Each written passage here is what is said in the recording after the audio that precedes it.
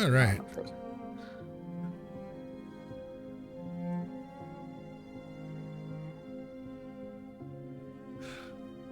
Quick note. We will be using a battle map, but the battle map will be on the stream. So if you can have the stream open with the with it muted, there'd be a little bit of a lag time, but shouldn't be too bad.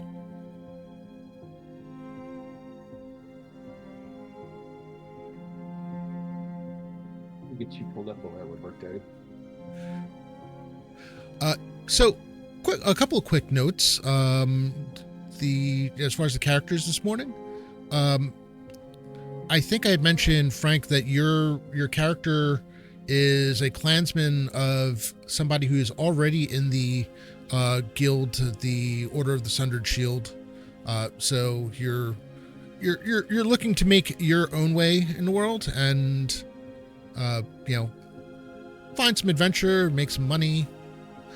Good morning, Quadroma, and welcome. We will be going fully live in just a minute or two. Just going over some last minute notes. Coco, your tune is already in the guild, or has already run with the guild once. Not with any of these particular characters, and Chris, yours. Well, you already know. You've already adventured with the guild as well. Is this your second or third adventure with Bollocks? This is the third adventure with Bollocks, and he is known among the guild for falling into the ocean on his first adventure with them. Ah, yes. And actually, Alex's character Rokar spread it around to everybody. So, Razkar, you are you're going to be the latest addition, or latest trial member, I should say. So, without further ado, let's get this show on the road, shall we? Yeah.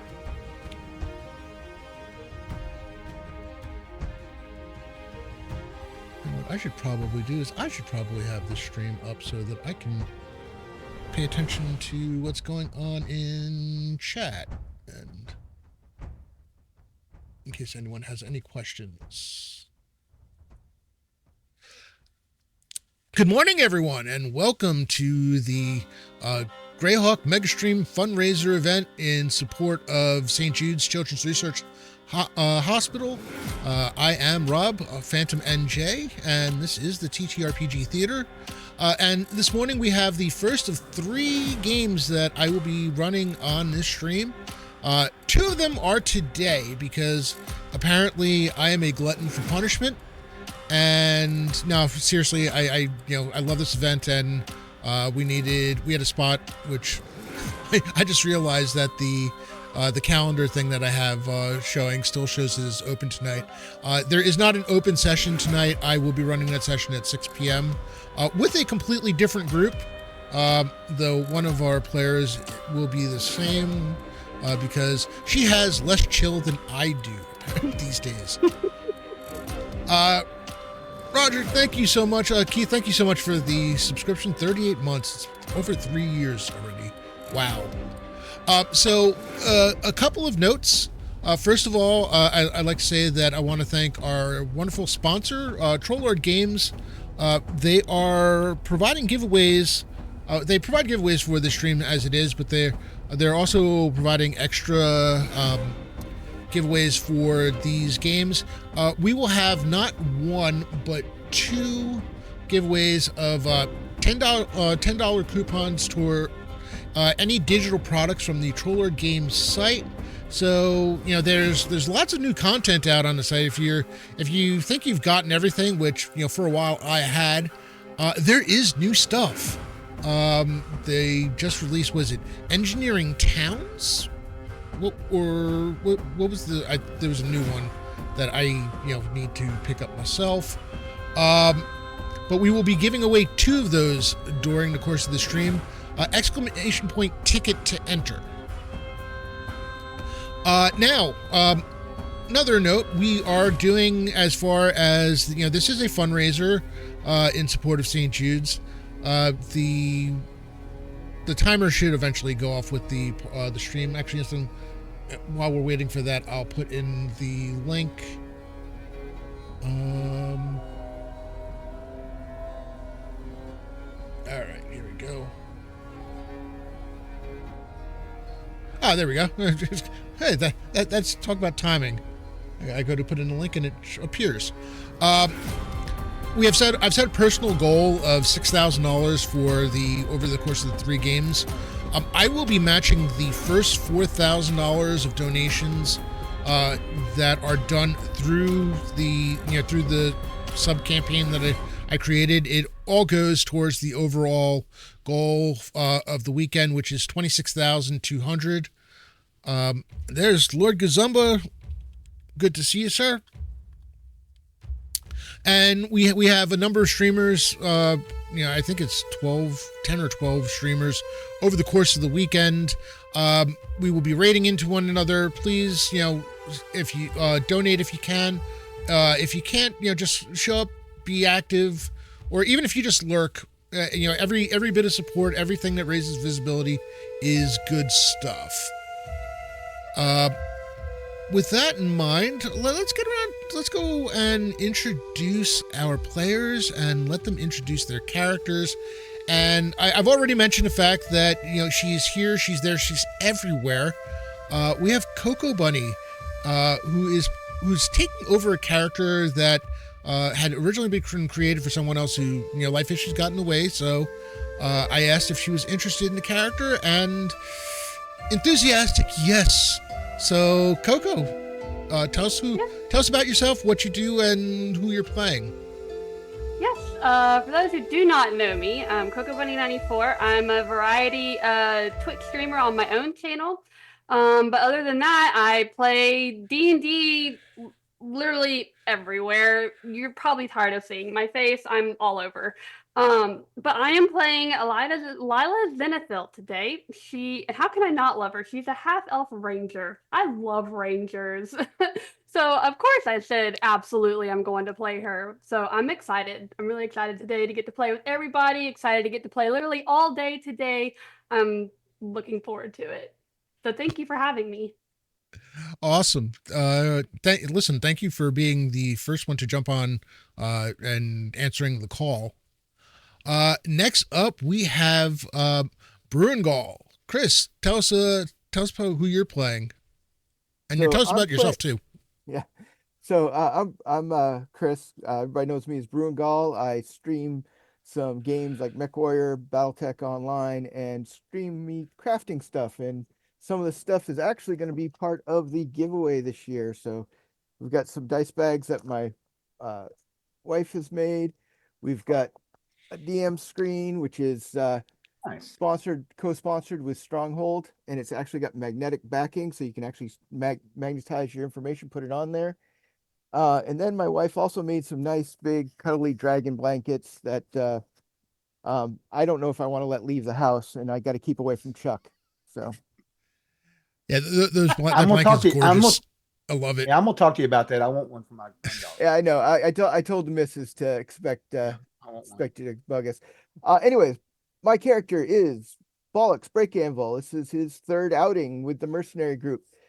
He is known among the mercenary group because Alex's character Rokar made sure everybody knew that he fell in the ocean on his first mission. So he had to take off all his chainmail, had to have help getting it drug up from the bottom of the ocean, and now everybody knows it, and he's tired of hearing about it. Oh boy. All right. Next up, we have Frank. Frank is I play with Frank on. Some of you may have recognized him from the Sunday game that he and I both played in together for a bit on the TLG stream. This is his first character and first entry into this campaign. So welcome, Frank. Well, thanks for having me. It's an honor to be playing this morning for a great cause. Again, playing a fighter dwarf by the name of Grimwall Stonehill. First time out with this mercenary company, so he's looking to cut his path. A little bit about myself. bit of a content creator, been playing D&D for 40 plus years, just trying to cut my path in the world of content creating. So if you feel the need, I have a little small YouTube channel that's up and running right now called the Red Owl Inn. So please stop by, and there'll be some new stuff being posted there, hopefully weekly. Sweet. All right. And last but certainly not least, the man, the myth, the legend, Mr. Chuck Cumbo, or Trollord Chuck, as we some know him as. And you are muted, Chuck. Perfect. Still can't hear you. No What is- sound from. What? Nope. Nothing. But now. There there we we go. So I guess you have to have the active window before it'll work, okay? The active window. Got to be Oh, Chuck. focused. Jesus. The technology. I'm so over it. I used to love it. Potato. What's going on here? No, it's Zoom. You have to have, if I don't have the active window up, then it won't work. The push to talk That should not be that way, because I do not have the active agree. window. Yeah. So I've been using the space bar to mute yourself. I Right. You're wide open, right? Yeah. So I'm using push to talk. So I figured I'm gonna probably stream. oh. Yeah. I normally don't either. So that's what's going to be hilarious about this, because I'm going to forget the whole time. You guys are going to be laughing at me. So that's all good. But anyway, I'm Chuck Cumbo. I'm community director for Troller Games. Robert, thank you for letting me come on and play with you guys today. I don't never get to play. This is very exciting. I love you guys. Love the community. This is going to be a lot of fun. We'll make some good charity stuff for the kids, and have some adventure. Right? Be good. Be good. All right. So, for those of you who are watching, we do have a method of supporting the players. We are using. I'd ask. Normally we do bits and regular hero points through channel points. I'd ask that in lieu of bits, anything that you can donate to the cause, if you want to help out the players. Every time we hit $100 threshold, each one of the players will receive a special hero point, which can be added to, or which can be used to change their die roll by however many special hero points they're using. My players, each of you is excellent. Coco, you have a special hero point. Each of my players, you're all going to start off with one. So Coco, you have 2.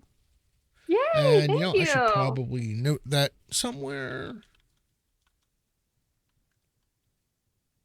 I will also give you each 2 regular hero points. They'll probably be the only regular hero points you get during this thing. So I'm more worried about the specials. But thank you, whoever made the donation, to bring us over that $100 mark. That was me. Sweet. Thank you, Brungle. All right. That said, the adventure takes place in the Kingdom of Nyrond. You are, 2 of you are becoming newly initiated or newly minted members of the Order of the Sundered Shield. It's a guild that has has a historical name in the kingdom. However, it had at one point nearly met its end and was restored recently within the last year, and has started to make a name for itself. The guild is growing quickly as words of their deeds have spread. More have rallied to the cause because this is a kingdom in trouble. The king and queen are dead. The crown princess is on the verge of taking the throne, but there are enemies all around. It's a kingdom that has been under great financial strain, which means protection in the vast distances between the cities has been hard to come by, and adventurers have been called upon to help fill the gaps wherever possible, which has made for some profitable times bringing renown. Grimwald has a clanmate, Thraskin, who you will see on Sunday, already in the guild, and it was a way to make his fortune. Razkar, well, Razkar might have his own reasons for wanting to join, but you find yourselves at the Fiddler's Green Tavern, just outside of Woodwich, on the western front of the Kingdom of Nyrond, just outside the Celadon Forest. And you were sent here in order to meet the person who your contact, who is looking for the guild's help. Haven't been given much information. It's supposed to be a night of some sort, but the details were a little sparse. There's been a lot of tumult, no pun intended, in the kingdom, and as you're sitting there, a rather mature-looking halfling woman comes up. "Hey, loves, what can I get for you?" I could use a mead. Good holy water for the cleric. Chris, I lost you in terms of the volume again. You hear me now? Yeah, that's better. I could use a mead. Good holy water for a cleric. Mead. Excellent. And you miss. Sure. I will have a surprise me with your selection of wine. Wine. Oh, well, okay. This little group here seems to have some good tastes. And you, sir, looking over at Grimwald. I'll take your finest tea. Well, that was unexpected, but sure, okay, we can do that. And and you, looking over at Razkar.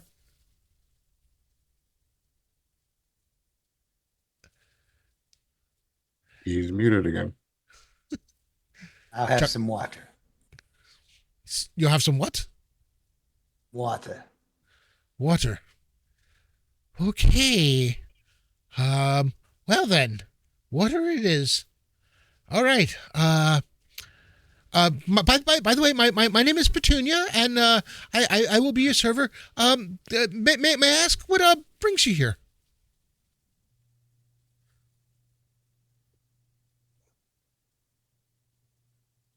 Okay. We're looking for adventure. Adventure. Well, excellent. Like I don't even pay. I seem like I'm not even really interested. You know what I mean? It's kind of. She looks at the four of you and it's like, right, I'll be right back with your drinks. So the mood in the tavern, it is, it's probably a little past midday here. There is a lunch crowd. The tavern itself, it's rather nice. It's not too far outside the city limits. You see the signs of, there is looks to be some regular foot traffic from travelers either headed into or out of the city. You also see what appear to be some number of merchants who have decided to make a stop. Probably because once you enter the city, they need to figure out their taxes, and well, better to spend the money before they have to hand it over. It's a little subdued. Words of what's happened in the capital, basically due east from here, has spread. There's already been concerns talk of bandits becoming active, weird talk of witches. You've heard that supposedly that there was a coven of witches involved in the murder of the king and queen. Something about demons running through the capital. It all sounds really. It would all sound really far-fetched, except for the fact that guild leadership has mentioned that no, this is true, and it is being looked into. And as newer members, you've been asked to look in on other things. It's not long before Petunia returns puts down the a glass of wine in front of Lila, a goblet of mead in front of Bollocks, a mug of tea in front of Grimwald, and a wooden cup of water in front of Razkar. I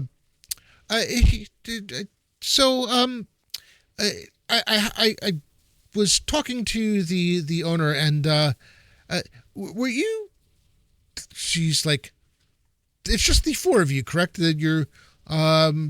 Were you expecting someone by chance? Not in particular. Why? Is there a reason for this question? And Chris, you cut out again. Yeah.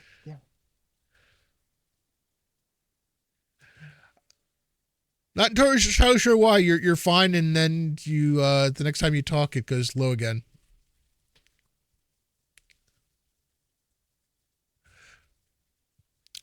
Well, we a messenger just arrived, and something about a message for the Order of the Sunder, and she's like, Sunder Shield. That's it. Well, you can send them over if you wouldn't mind. Oh, yeah, yes. Hold on. And she goes back after putting the mugs down and giving everyone their drinks. She walks back to she walks back to the bar area where a rather large brawny man stands behind the bar, basically looking over everything while cleaning out a cup that he seems to have been cleaning it out for a while. As he walks over to meet her where she is, standing on a little step so that she can see over the bar, you notice that he has a bit of a limp. You get the feeling that this is a man who probably has seen some combat in his time. There is the hint of a scar on his cheek, and the two of them talk for a moment before he turns and whistles, and you see a young man, probably not much older than 15, 16, gets up and walks over. Petunia escorts him over to the four of you. Are you the members of the order? Yes, we are. Who's asking? I'm sorry. My name is Rodney. I am a squire of Lady Victoria. She was supposed to meet you here. However, I have not heard from her. She was coming in from the west, and I'm a little concerned. She's not normally one to be late. I know she was going to be headed straight in. She was patrolling the area just outside the Celadon. I don't know what she wanted of you, but if you could make your way and go and search for her, it'd be much appreciated. Who is your friend? Who was your friend that you were talking to before you came here? Yeah, he was not. He wasn't actually talking to anyone else. Okay. He was kind of waiting, sitting at a table by himself. So you need us to find this lady of yours. Anything else you require of us? What else is in it for us? I know she had meant to hire the order, and I'm sorry. I'm just a squire. I don't mean to speak for my lady, but she I know there is pay involved, and I should add that my lady is a knight of the eventide, so I believe the knighthood is the one paying, and she has worked with your order in the past, so I'm hoping that that is enough. And he looks really hopeful. He's very as he looks the four of you over, you can tell that he looks a little intimidated. Well, I mean, we did say we were looking for adventure, and now that we know that there's pay involved, I'm very willing to take on this task for you. Now, regarding my other companions, you have to ask them first. I could always use some more coin in the purse. Oh, excellent. Um, uh, well, I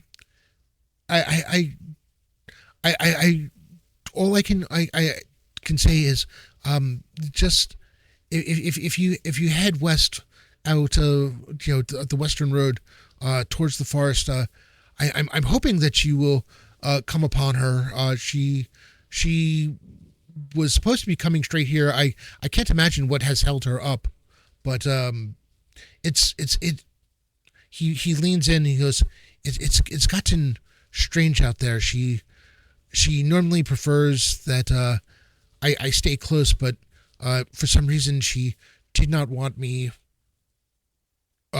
going with her this time. And he looks and he says, he reaches into his reaches into a coin purse and pulls out a gold piece and says, this will cover your drinks. Thank you so much.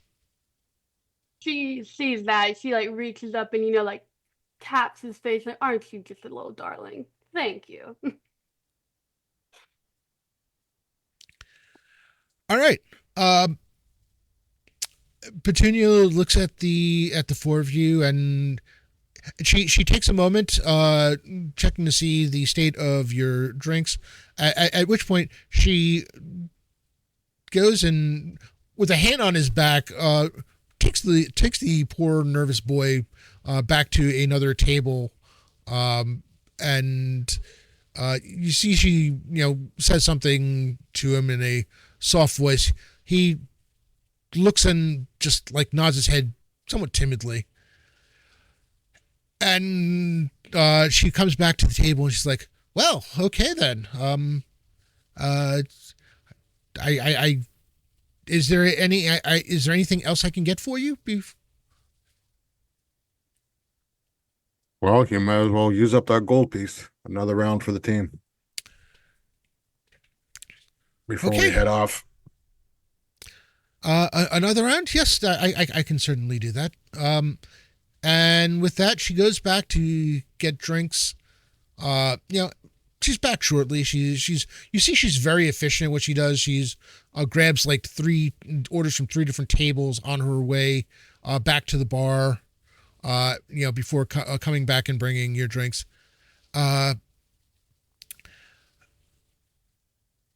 She says, a word of caution. Rodney, somewhat frightened and nervous child that he is, isn't wrong. There has been a lot of weirdness out there. do take care, loves. I have been sticking close to the city. It just feels much safer these days. All the talk of witches and such, and the awfulness that has come out of the capital. I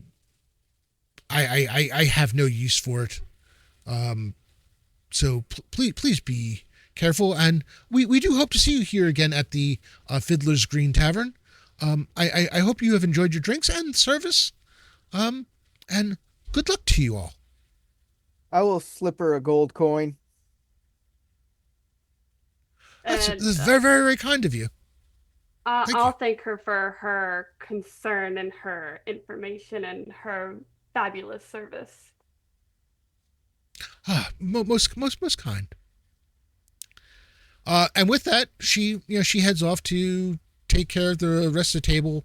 You do know that along the way she did bring poor Rodney some food, and you can see that he's looking over to see if you've left yet. But he tries very, very hard not to stare. Welcome in, everyone. We are just we're really just getting started. This is the St. Jude's Megastream fundraiser by the Greyhawk community. We hope you enjoyed today. This is the first of 3 sessions that I'll be running. And I have these wonderful players and looking to put them through their paces. My fundraiser goal does not seem to be updating. Thank you for pointing that out.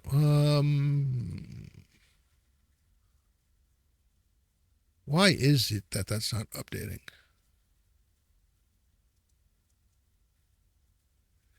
Oh, boy. All right. Well, Technology, we'll have to you figure love it that or out you one hate way. it. Yeah, you're at 250 right now. Yeah. I just noticed that.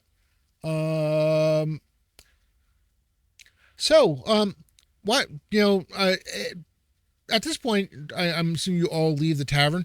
Do you want to chat a bit amongst yourself as you're going, and get an idea, feel for each other, because you all are relatively new. You're actually all pretty new to each other. You were asked to converge on this tavern. As we're leaving, Grimwell's gonna pat Raz on the back and says, "You seem a little stiff this morning."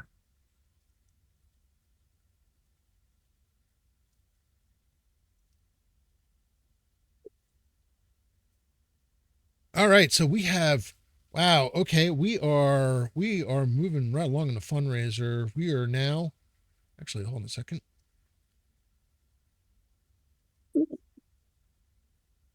We are now at $250. Excellent. So, and I want to thank the following people. Brungal for the additional donation. Poetic Wine, thank you so much. Bean, which I'm assuming is Tracy, thank you so very much for the donation. With that amount, Tracy, who would you like the special hero point to go to? Coco already has 2. Everybody else has 1. All right, Chuck. Somebody's being kind to Chuck today. This is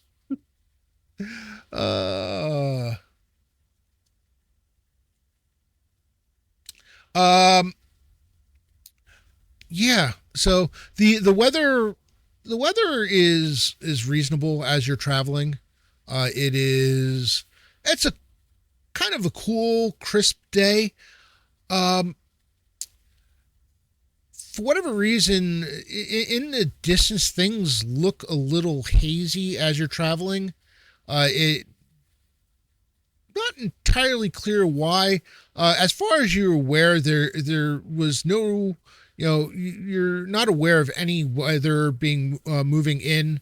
The people that you've talked to along the way have reported that the weather to the west was reasonable. The road is quieter than you're used to. You do see the occasional travelers coming east. A couple of horse-drawn carts from farms bringing goods to the city, but otherwise it's been a lot quieter than you would expect on what amounts to one of the main roads. Granted, there's not going to be as much journeying coming from the forest, but still, you would expect to see a bit more. There are a lot of outlying farms, and 'tis the season for bringing in goods to and from the city. It's just weirdly quiet. As the people pass, do they greet us, or are they just all about the business? Most do greet you. You do. I mean, you note that some keep their heads down, and just keep going straight ahead. Mostly paying attention to making sure that they stay to one side of the road, such as it is the well-worn path. A number of them do greet you. They're actually one of the things that you do note. Let me see. Bounce, why don't you give me a wisdom check? First roll. Oh Lord, that's a 7 prime. 7 prime. Yep. That's with your level added. The level so that'd be 11 prime. As you're thinking about it, it takes you a bit, but it slowly dawns on you that what you have not seen is you have not seen any children. It's not unusual for especially for the farmers to bring maybe one of the older children with them, going to market, or if it's the husband and wife, bringing all the children because, that's the only way they can keep track of them. But yeah, you've seen no sign of children. As a matter of fact, what you have seen more often than not, either one person, one adult by themselves driving the cart, or on horseback, or even just walking, or small groups of 2s and 3s, but no children about. I'll look over towards Lila and be like, I haven't noticed one child along this route. It's like a young dwarf in a mine. You expect a farmhand to have their kids out with them working. Yeah, that is very strange. Well, maybe the next person who walks by, we should ask. That's not a bad idea. And let's be observant to see what their reactions are. I like that idea. Okay. At that point, not maybe 3 minutes later, you do see a cart. There is an older male with a younger male on top of the cart. There are 2 horses. 2 horses pulling the vehicle. From your vantage point, you can see that there are what look to be various vegetables and baskets, probably of other goods, sitting in the back. The younger male does look like is related to the older one.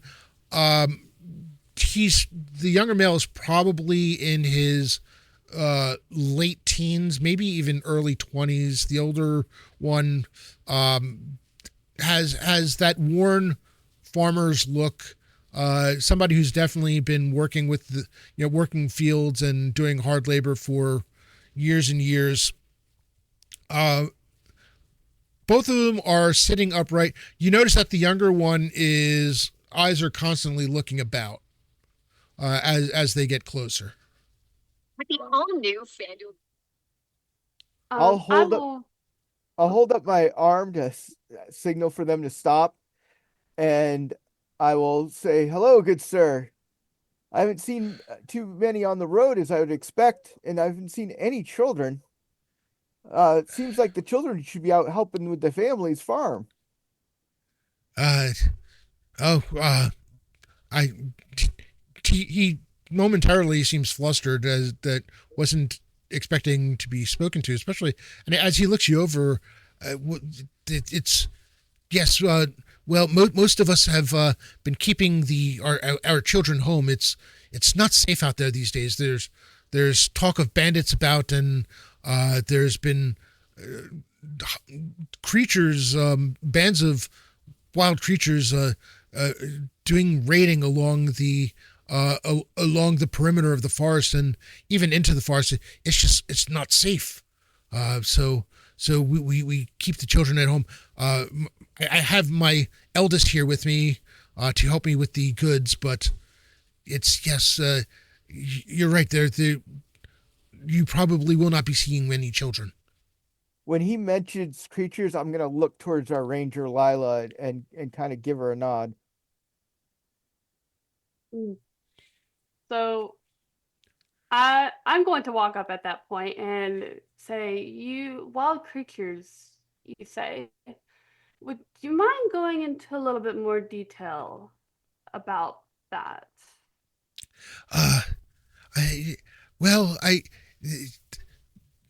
They are humanoids. I've at a distance. I've seen them at times. But we at that point we try to make sure that we stay as far away as possible. Furry things or fuzzy things. They may be wearing furs. I don't know. It's ugly as hell. Just nothing we good folk want anything to do with.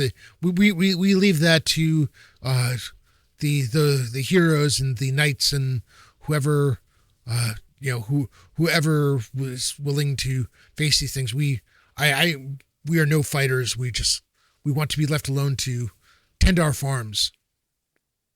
Well, I find it kind of odd. Is it their looks that, repel you, or is it something else that, is making you so frightened of them? He looks at his son, and his son is nodding his head. There's other things. I hope you won't think me mad by telling you this, but there's been weirdness, especially in the evenings. Talk of strange howls and weird creatures. And I'm not talking about these humanoids. I'm talking. They make it sound as though there are dead people walking about. I have not seen it for myself. I felt the chill of the mists on a night where there should not have been any. There's been talk of a horse straight from the depths of hell. I don't know. It may be the talk of people who've had too much drink. All I know is that if there are mists about, be on your guard. So at that, she will take out a gold coin and pass it to the older man. And thank you for your information. We will definitely be on the lookout while we are out here on our own mission. Oh, that's he looks at the gold coin and he's absolutely touched. He's that is so kind of you. You did. I don't know what I've done to deserve this, but thank you. This will help us greatly. There are goods that we need to purchase, and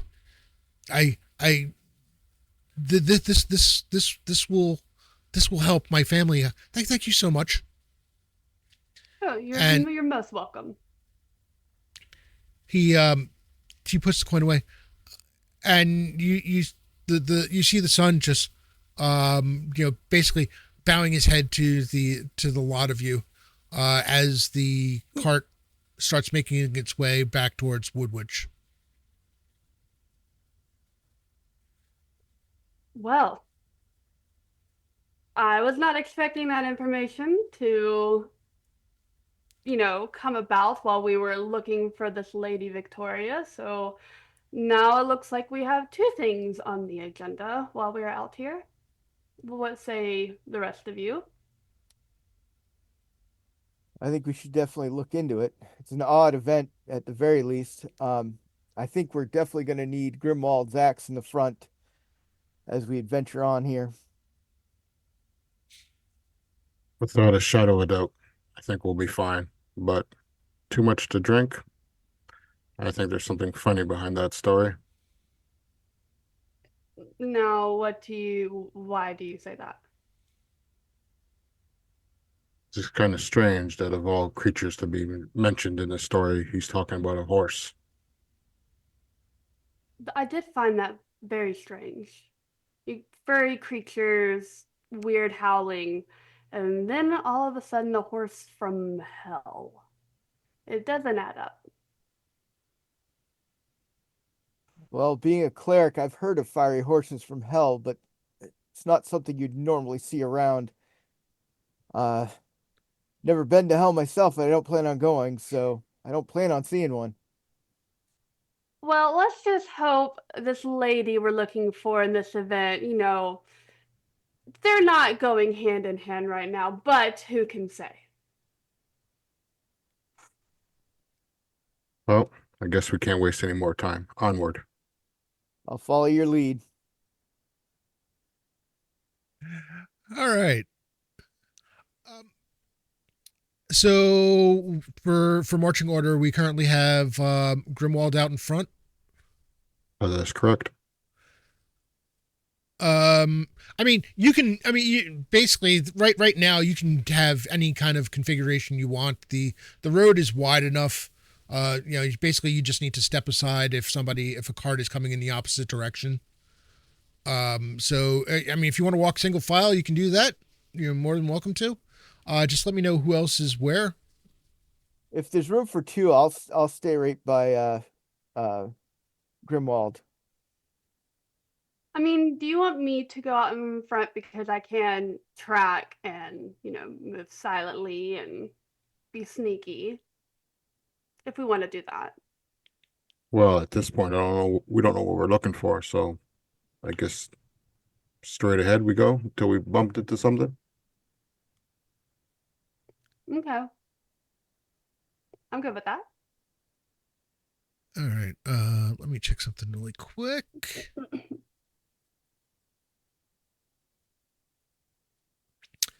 All right. Lila, I would like you to make a wisdom check for me. Oh, yay. Okay.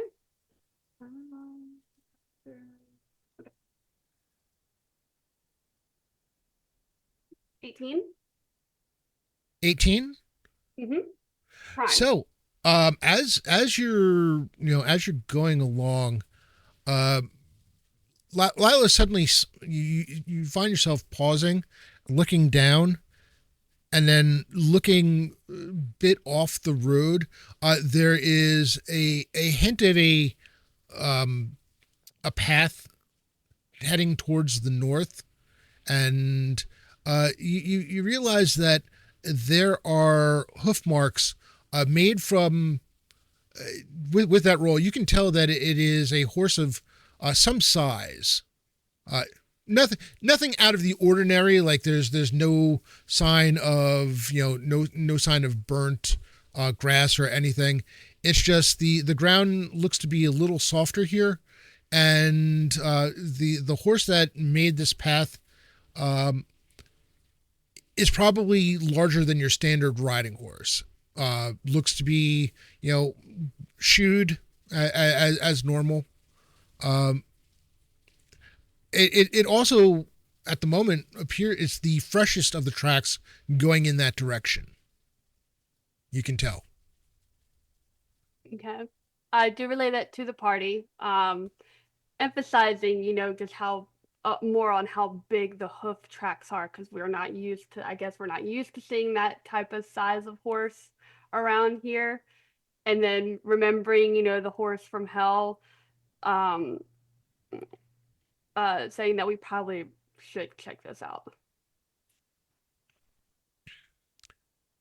So it sounds like this isn't like a draft horse from what you're relaying to me. So, but a horse of a large size not pulling a load, that seems kind of odd. I mean, we're around farm country. You'd expect something to be pulling a load and be a large draft style horse, not a regular horse. So I think that we should probably look into this. Grimwald, Razkar. I'm good. Lead the way, Ranger. All right. I'm gonna start heading down that path and continuing to track. I'll follow close behind. All right. You find yourself following the tracks, and while you're now that you've found them, you're not having any issue.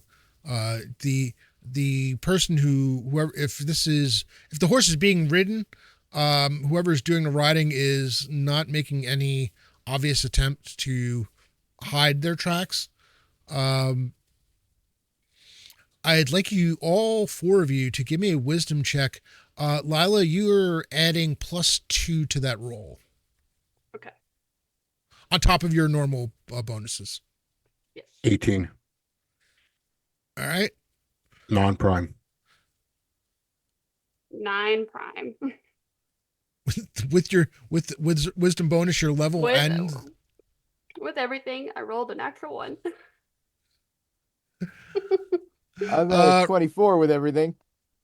And that's a prime for you? I'm assuming? Yes, yeah, that's a prime. That's wisdom. What about Razkar? He's in a daze. Push to talk, Chuck. Nope, I it's don't not think you have the working. active window. All right, that's so dumb. Anyway, yeah. So I'm gonna just kind of make myself small, I guess, and just kind of quietly just sit behind them and just kind of see what happens next. I'm not trying to make myself obvious or anything. You know what I'm saying? All right. Grimwald, you hear something off in the distance. It's not to your ears. There's definitely sound of activity. You note that the ground here is starting to get a little uneven. There are some, not really large, but some shifts in the height of the ground. Some little bit of outcroppings. Just general the land itself. It almost looks like this area had been, parts of it had been dug out at some point and then left alone. Not entirely, it's not definitely not as flat as the ground that you were wandering beforehand. Bollocks. You can hear the sound of a number of grunting voices up ahead, and suddenly you hear very clearly a woman's voice yell out, "Argus, to me, Argus!" You're up in the distance. You can make out suddenly up in the distance as you follow the voice, the sound of the voice. There are a number of figures that seem to be closing in on what appears to be a single,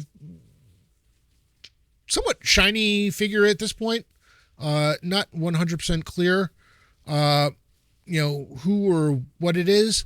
But there is definitely a horse. You hear the whinnying sound as it rushes toward as the horse rushes from where it was back to its owner, you guess. So I'll look at the party Chuck, and say, Chuck, you are still muted. I'm talking to my stream. Oh, okay. It's all good. so I'll look at the party and say, there's somebody in distress up ahead. I think we should go see if we can assist. All right. It's the rest of you concur. Yeah, I'll follow behind. Yeah, not a problem. Right behind him. Suppose. I'm gonna try and get a look at the glowing figure as we get closer. See if I can tell what it is. As you get closer, and as you start really rapidly making your way closer, you note that the figure is somewhat slender. You're not sure human at this point from this distance. Figure wearing what looks to be full plate armor. The figure, she's wearing has a tabard over her armor that seems to match the color scheme and possibly the emblem on her shield, which you can now see from here. As far as that emblem, on her shield there is what appears to be a blue field with a white stripe. A white bar going across it. Hold on a second.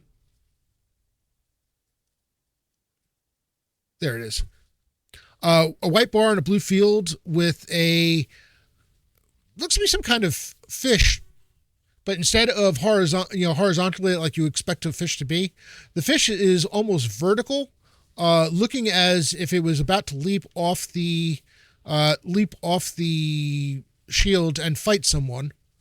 It's really an interesting, unique view of this particular creature. And you see basically almost effortlessly, despite the armor that she's wearing and the size of the horse, she effortlessly mounts the horse. Around her are, and we're going to go to the battle map. Jay says Around you're her at are 275. 6, what you now recognize as hobgoblins, quickly closing in on her. And you have yourselves down there. And what we are going to do at this point is we are going to roll for initiative. We are 375. I really wish I knew why that was not updating. So let's do this. Coco, you're going to start us off. It is a D10 for initiative. And just like just like on Lord Gazuma's stream, you're going to keep rolling until you lose. All right. Oh, that's a 10. You got a 10? 10 beats a 7. All right. Razkill, you are probably standing behind everyone else. Yes, I am upwind from the dwarves. All right. What would you like to do? I am going to reach into a small skin-looking pouch made of some sort of skin, and I'm going to pull out a handful of runes and pull one out from it, and I will hold it up in the air and begin casting a ritual spell from the rune. Going to cast sleep. Sleep. What is the area of effect on sleep? How would I know? Let me tell you in just a moment. Hold that thought. Because if you're expecting me to know the area of effect on every single spell in the player's handbook, sir, you are sadly mistaken. All right, so let's see. we do have another. I think the person who pushed us over the 300 mark was Obsidian Risk. Scott, if you're there, who would you like the special hero point to go to? Everyone has at least one. Both Lila and Razkar have 2. While we wait on that, yeah, Hit the damn window. This is killing me, this window thing. Oh my God. Yeah, it's 150 feet that's down per level. wait, that's range, right? Range. I'm sorry. The area effect is 30. Yeah. Sorry. I misunderstood what you said. Okay, so where do you want to place that sleep spell? And there's 4 hobgoblins and the lady with the horse, correct? There's actually 6 of them. Well, I'm just going to place them on all of them. Horse, assailant, victim. You're including the knight. Everyone. All right. Stop the threat. Okay. And for sleep, how many hit dice does that affect? 3d4. 3d4. All right. While Do that roll, or do you spell, want to roll? I'll let you roll. While that is going, what are the rest of you doing? Because this is all kind of happening simultaneously. I'm gonna move silently up to that uneven ridge or the higher level rocks and land. That's where I'm gonna move silently over there. All right. Give me a move silently roll. Okay.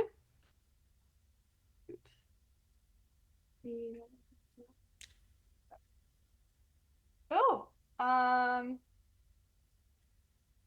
that is 21. All right. Where you want to move? Right around here? Yes, just to get a little bit of higher ground and just to see, I guess, get a Okay. closer look at what we're dealing with. Yeah. As this is happening simultaneously, you will not get caught in the sleep spell. So, Grimwald and Grimwald, what would you like to do? I want to move up in front of where Lila's moving so I can get ready to intercept the hobgoblin to the east of the shiny lady. So basically, you're running up that hill. Yep. All right. And Grimwald, Frank, what would you like to do? I want to move to the right and come over top of the party. Like here? Yeah, over off to the right. Yeah. I want to get to those 2 hobgoblins up there. Hey, Rob, I'm going to change my. Now, I didn't realize everybody was doing all this. I now have a map. I actually forgot I had a map. All right. What would you like to do? That's Okay. not going to work. I see. I'm going to try to catch the hobgoblins to the north of the horse, as many as I can. I'll probably focus on the one in the back and then just kind of drop the circle down, right, 30 feet, just All right. outside. Keep the knight and the horse out of it. And how many hit dice did you affect? Let's see. I have affected 7. Nice roll. I'll take that. All right. Well, in that 2 of them, case, 3 of them.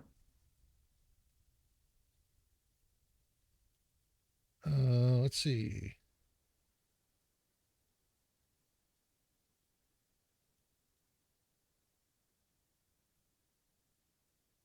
They shall take a nap on the meadow. Yeah, I take a nap.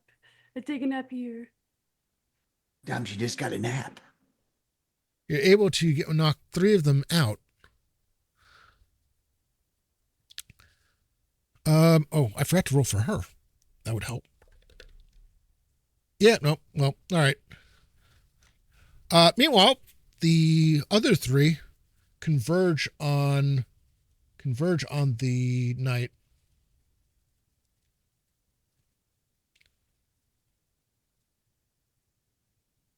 And are all close enough to attack.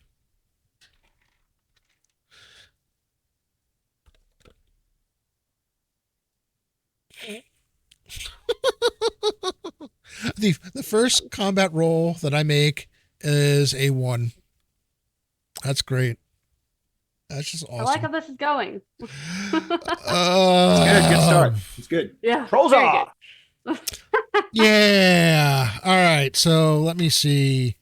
Let me see if he accidentally hits one of his compatriots. No. He swings wildly and just misses. Funny you should mention that, Herschel.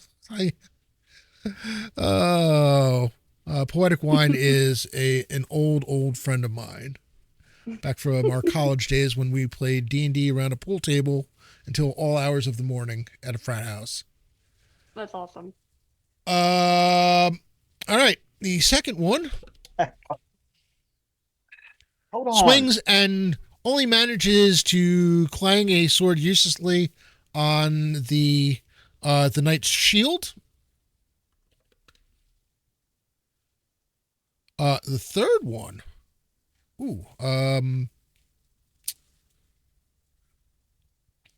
Manages to avoid the shield.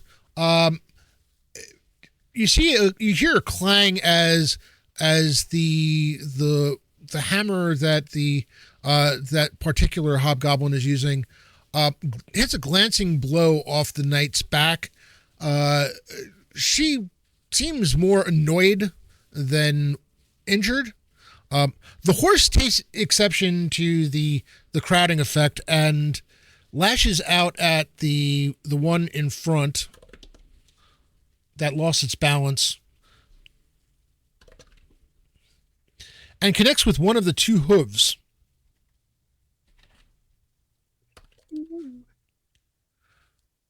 You see that hobgoblin get pushed back a bit, and the horse.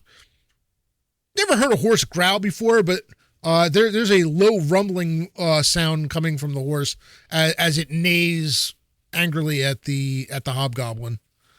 The knight turns to her left, swings,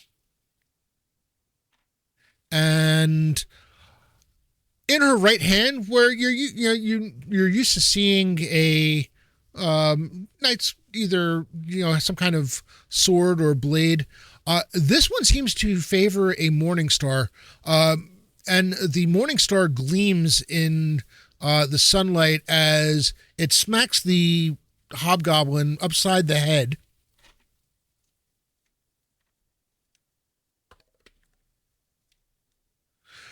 Relieving hobgoblin of said head. That particular hobgoblin he didn't need it anyway. falls to the ground. And golf was born. Poetic Wine, thank you so much for the subscription.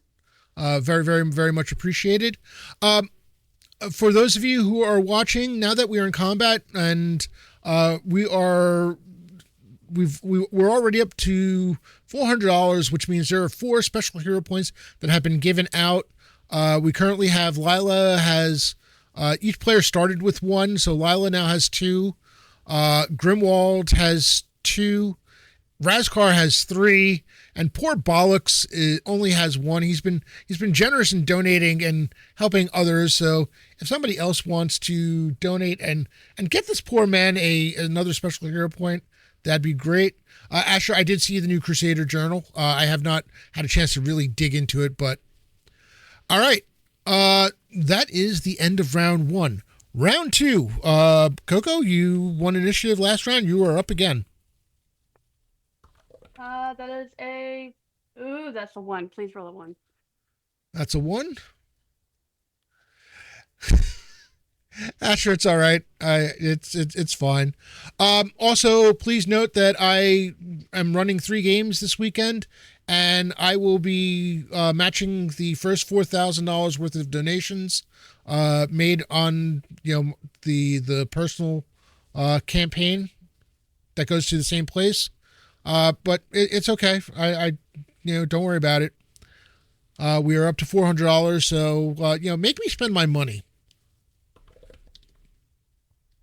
The hobgoblins go first. The one in front decides that, the knight itself is looking like a tough customer. He's going to. I appreciate that, Herschel. I did see that, and I appreciate that very much. Decides that maybe going after the horse might be a better idea. Cross EMS, thank you so much for the follow. The Hobgoblin does not have any better luck with the horse than it did with the attacking the knight. The one behind. Ooh. The one behind actually does connect, though.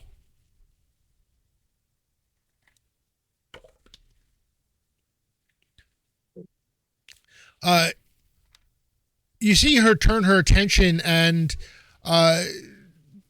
she turns her horse so that she has one on either side of them to face him, as his hammer does connect.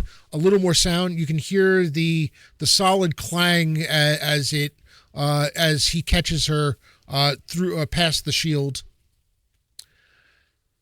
At which point, you said you rolled a 1, right? Yeah. All right. At which point she attacks.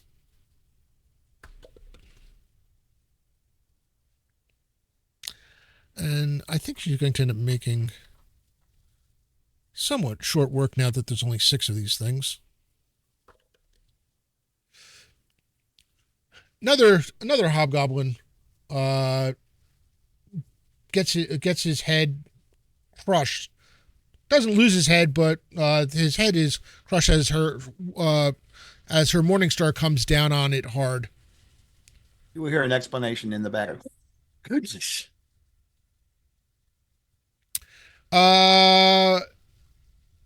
Unfortunately for the horse, the way it's turned, doesn't really get to lash out at the hobgoblin. So, Razkill, you are up first.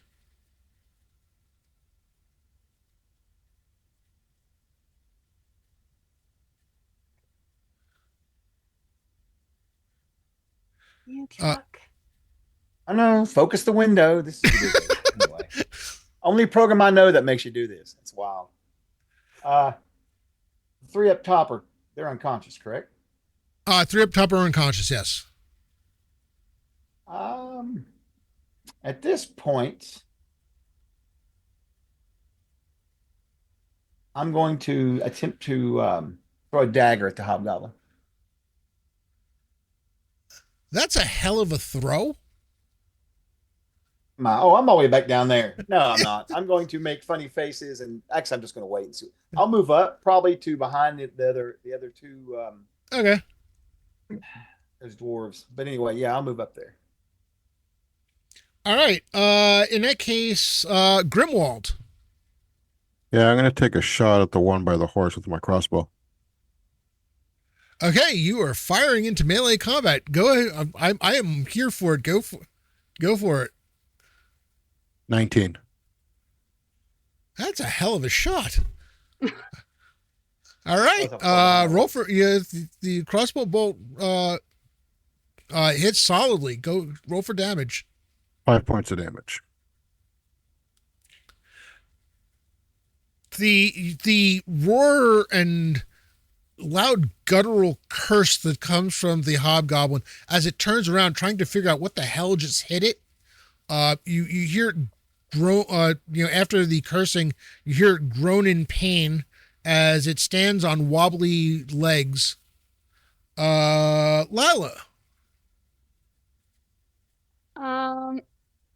But it's not dead yet. Is it dead? The one that he shot It at? is not dead yet. All right, I'm going to shoot it with my longbow then.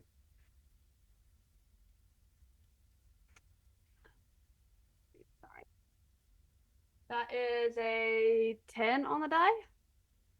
A 10 on the die. Well, okay. Add your bonus to hit. It should be on your. It should be your total. Actually, well, you should have your total bonus laid out on your character sheet. Yeah, I rolled a 5 and then the +5. Oh, okay. All right. Cool. Cool. All right. That's going to miss. I need you to roll an attack roll again because you are firing into melee. A 2. All right. Well, you missed the die. horse, and one more time for the knight. A 5. Thank God. I'm seeing arrow go way over. You're accounting for the variation in height and or elevation and wind led you slightly awry as the arrow goes sailing over all three of the potential targets. All right. In that case, Bollocks. So Bollocks, since this is all simultaneous action, is going to be running forward and see these arrows go past him and yell out, Clangdon, damn it, as he sees the arrows go past him. And he's going to run up and try and hit the hobgoblin with his warhammer. All right. So normally that would be too far, but this is a straight line. I'm going to let you get away with calling it. If you want, we can call this a charge. I mean, Sure. Otherwise you can run to engage for next round, or I'll let you get away with calling it a charge in first for this one. Yeah, I'd like to charge. Just go all out and try and take a swing. All right. I am here for it. Because it is a straight line. It's a little bit up a hill, but go ahead and attack. So that is that a 9 or 6? 6. So it's 13 total. 13 total. Yep. Yeah, you come and swing wildly. Maybe it's the size of the horse, which yeah, I mean you're not the smallest of dwarves, but you are still a dwarf, and this is a very, very big horse. This is a full on war horse, and you realize that you have to make your attack and be very careful not to hit the horse. Throws you off a little. You swing wildly, and the hobgoblin, pained as he is, manages to sidestep it. All right, initiative. Good.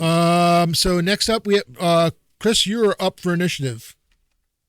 What do we ask? I want to be rolling for initiative again. I missed that earlier. Is it D10, D6, D12? D10, yes. Okay, thank you. That is a 5. All right.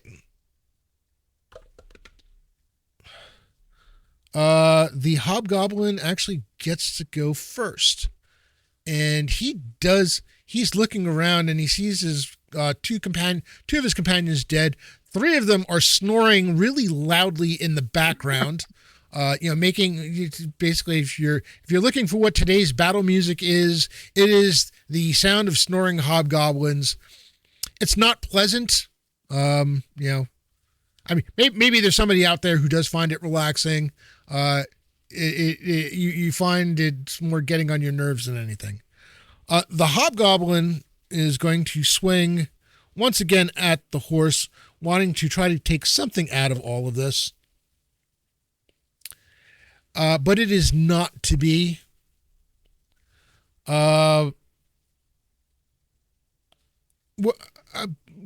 Actually, Bollocks, you are right there.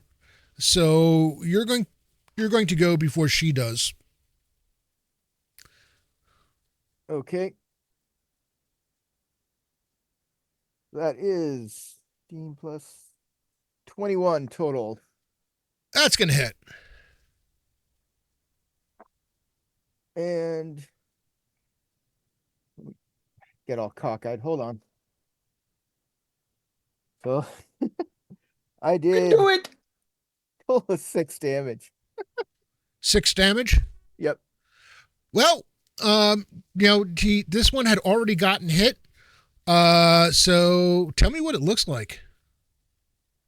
So not one of his best swings, but because he was already hurt, he's able to glance off his head and take him down as he bashes in part of his skull. Yeah, apparently, fractured hobgoblin skulls is the order of the day. So, we do have that. For the viewers, first of all, thank you for joining us as we are in the middle of about to conclude this first combat of the day. I want to thank you all for being here. Thank you for the donations thus far. Thank you to Viking GM for the $25 donation. Chris, you've been very generous in donating. I saw the 25 to bring us to the 400 mark. And whoever the anonymous donator is for $50, thank you so very, very much. We are at $400 out of my personal $6,000 goal. I am going to be matching the first 4,000 that are done through my 3 streams. With that, things go quiet, and you see she looks down at you from the, she looks over at you from the side of the horse. Thank you. Just a moment, and she dismounts again effortlessly, and you see her walk up to the hill to the various sleeping hobgoblins and just puts her blade through them. At which point you find yourself standing there with in a quiet field or a quiet little hilly area. As she comes back, you see her basically take a moment to just stretch out her back a bit. You note that she had gotten hit from behind by one with a hammer. Doesn't seem to be too much worse for wear. I thank you all for the assistance. I very, very, very much appreciated.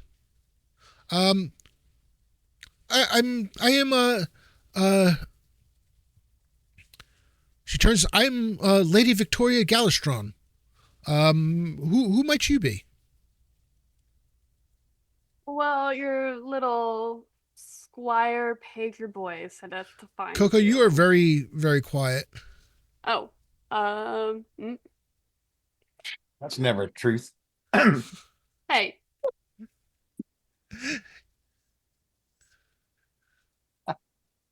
You're fine. As soon as you said, as soon as I said that, you're suddenly fine. I'm not sure if it's the directionality of your microphone or not. Is this better? That's better. Much. Okay. So I say to her, I was like, your little Squire Page boy sent us out here to find you. I see you've met Rodney. Yes, the little frightened little boy, quivering little thing. Yes. Trying to make a proper Squire out of him. Results have been mixed so far, but he did manage to, I guess he did manage to get you on your way to see me. Are you all with the order? I don't recognize any of you. My apologies. That must seem rude, but there are 5 or 6 that I do know, but are you all newer members or? Yes, we're all newer members of the Sundered Shield. Thank you, Asher, for the $25 donation. We are at $425 now. Well, excellent. As I said, I am. You can just call me Victoria. We don't need to go with titles. I just as a matter of course, I normally give the title, but And all right, Chris. Actually, Chris, I'm going to let Asher decide who gets this one. So Asher, Chris did the trade. You're 75 for the 75. So who would you like to give the special hero point to? Yes, old friend. Chuck has 3. Courtney has 2. Frank has. Oh wait, do you? No, you do have 2 because I got one. You got one early on. Oh yeah, no, I was Chuck. saying don't give it to Chuck. Okay. Frank Grimwald has 1. Actually, no. Frank has 2. Chris only has 1. All right, so that means everybody's at 2. Chuck somehow is at 3. I'm not entirely sure what's going on here. Listen, Dirty Dwarf. If you give money, all things are negotiable. How much of a dance you're going to get? It's going to depending on how much money that is. Easy. And No how dancing, much you no and how dancing. much you really feel like torturing the poor people watching, because I'm not promising it's going to be pretty, because it will not be. All right. Well, I'm glad you made it. Your timing is rather fortuitous, I have to say. And she greets each of you in turn. So what has Rodney told you? You managed to find me, so I guess he was able to find his voice to some extent. Borback 300, thank you so much for the follow. Willie the Rat, thank you for the donation. We are now at $510, which is awesome. We are getting closer with every little bit. I appreciate everybody donating it, and if you're not in a position to donate, don't worry. Just being here, watching, even if you're just lurking, that's awesome. Anything that supports the streams and helps raise awareness is great. So what has Rodney? What did Rodney manage to tell you? Or I worry about that boy sometimes. I can never be sure that he's going to be able to find his voice. It's been a struggle. Well, he did say that you were supposed to meet him and you never showed, and it's not very like you, so he asked us to come out here and find you, which now comes to the next question. How did you get all the way out here with your equestrian companion? Oh, well, she looks down at herself. Oh, I'm a member of the Knights of the Eventide. This is slightly out of our jurisdiction. The Knights have been helping patrol the western borders, and especially the county of the Eventide, but also more of the western borders, in order to help combat some of the evils that have been seen in the area. We've gotten pretty good at mapping out where not only dangers are to be found, but as you can see, and she gestures, I knew that there was a fresh pool of water. What I did not know was that there's a bunch of hobgoblins waiting to ambush me, but thanks to your assistance. And she looks over Razkar, gives you a nod, and thanks for making it so much easier than it would have been. That's one less trouble that will be befalling the people that befalling this people of this area today. Yes, that was the point. So I do very, very, very much appreciate it.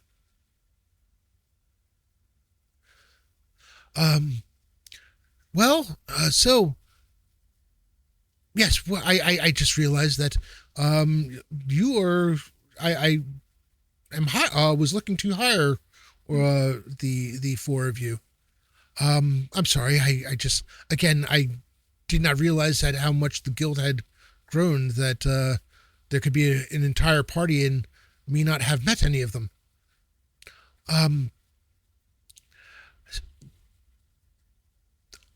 I don't know how much you've heard, but there have been some there's been a lot of weirdness lately. There's been reports of the dead coming to life, all talks of mysterious fogs coming up, and it's to the point where the stories have gotten so out of hand that it's been hard to tell what is just people making things up for a good tale versus what is real. What I can tell you is that the people do appear to be very frightened. So I've been trying to find the source of it, and I was hoping to be able to gain some companions along the way, as I fear that this is more than I will be able to handle on my own. I will if I have to, but assistance would be greatly appreciated. And for your troubles, I do have the sum of 50 gold coins per for each of you. Plus, obviously, I know the adventuring life to some extent. Anything that we should find along the way, you all will have first call on it. Well, that's greatly appreciated. But how much weight do you put in the story of this horse from hell? You've heard about the horse. That is, she thinks about how to put it as she looks at you, and she says, I would have thought that was the tallest of tales, except I've heard from more than one person, and the descriptions, despite the fact that the people telling the tale have nothing in common other than general greater vicinity, they weren't even close by when I've heard these tales. They're very, very similar. So either this is a story that has gone a lot farther than one would expect, but outside of a bard telling such a tale at every tavern they went to, I'm not clear as to how it got so far without there being some truth to it. I have not personally seen it, but I know that the closer we get to the border of the Celadon, the stranger things have gotten.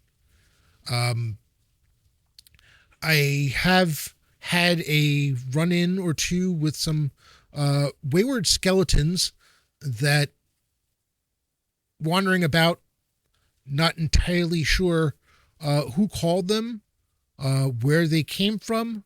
I did put them back to rest. It's concerning if the dead are starting to walk about and nightmarish creatures are being seen, with all the other things happening in the kingdom. I fear things are getting worse. Is that the only thing you've seen is skeletons and hobgoblins? Anything else we should, possibly prepare for? 2 days past, I did have a run-in with some would-be bandits who their eyes were a lot larger than their combat ability. She has a chuckle. They paid for that mistake for the last time. Well, I'm not too worried about bandits. It's the undead and mysterious creatures running around that have me just a little bit on edge.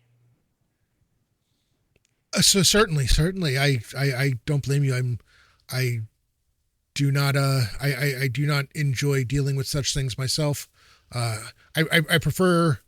And she looks over at Bollocks. She's like, I prefer to leave it to our holier brethren.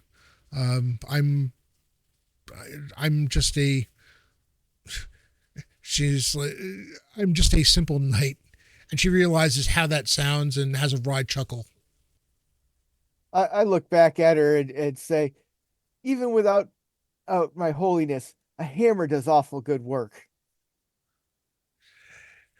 She smiles and holds up her morning star, and you can see it's a high quality weapon. It is the pommel attached to the handle. The handle of it is wrapped in what looks to be fine leather. Very well maintained. Very well maintained. There may be hints of blood. Well, actually, you just killed some hobgoblins. So yeah, no, there's more than a bit of blood on the end of it, which she suddenly realizes, and as she's talking to you, she starts cleaning the weapon. Yes, the hammers and mace and morning stars are definitely fine weapons for taking down skeletons. Some of the other undead, maybe not as much, but we do what we can. Yes, I do say you know how to use that fine weapon of yours. I did see some of your great precision with it. So I feel very comfortable with you joining us to figure out what is going on with this, weirdness going on. She Well, I smiles at that. appreciate the small talk, but my axe, it needs some blood to drink today. So let's move forward.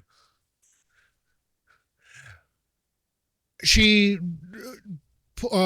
takes a moment and pulling her hair along the side past one of her ears, and you note that there is the slight pointiness that marks her as a half elf. She says, I've journeyed with enough dwarves to know that when a dwarf hungers for combat, we should go find some combat. Either that, or we Yes, need to before find either that or a mead hall, because one of the two is going to be a requirement. Yes, he is getting a little grumpy.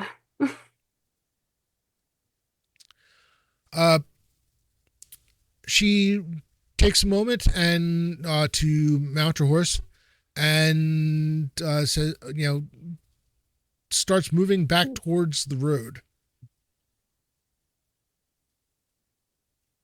I guess we'll follow. At a very slow pace. You can tell she's got very good control over the horse. You see she leans over and pats the horse's mane at one point, whispering something to the horse, and the horse moves at a very pleasant pace for walking, for you to be able to walk with it, despite the shorter legs of the dwarves. Savage Splendor, thank you so much for the donation. Very much appreciated. I'll be AFK for just a minute. All right. You know something? We're coming up. It is 10:40, so we've been at it for about an hour and 40 minutes. Why don't we take our first break right here? And when we come back, exclamation point ticket to enter. There is a giveaway we have two giveaways today. One we're going to do just as we come back from break for $10 coupon, $10 gift card towards any digital product from the Trollord Games website. Trollord Games is sponsoring this channel and is one of the main sponsors of this fundraiser. I'm please exclamation point ticket to enter. We'll draw the first winner when we come back, and we will see you in a bit. Microphones will be live, so if you want to talk to the chat, go right ahead. Let's take let's call it 7 minutes. Sounds good.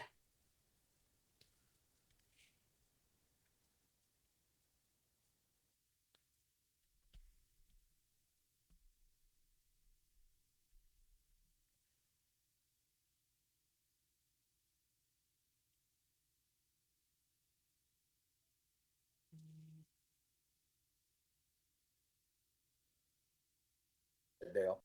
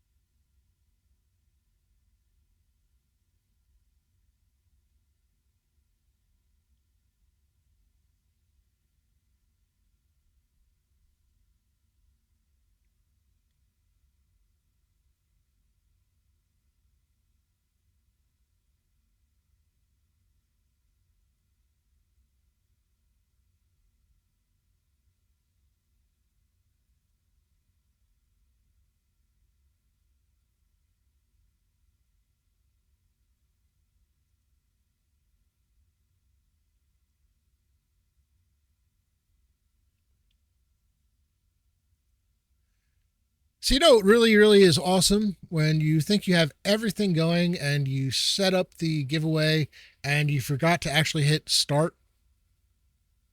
Hmm. All right. The giveaway is now officially started. I apologize if you have not, if you had already done exclamation point ticket, please do it again. I was doing so well. I thought I had it all down. Uh, Everybody is eligible. That includes my players.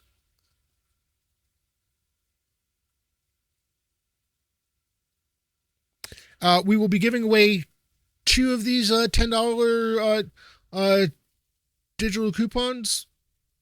One as we come back from the break in a few minutes. The second will be given away at the end of the stream.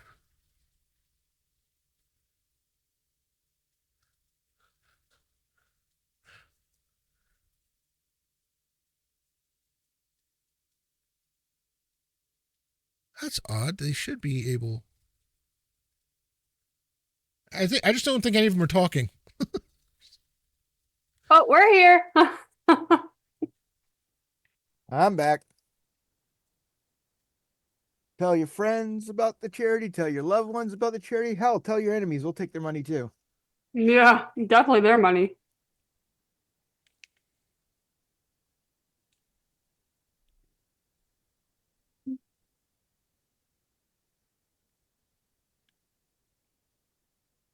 And even beyond the prizes that Troll Lords donated, there's all kinds of giveaways for the top donors. Get first choice. So Rob gets first choice, right?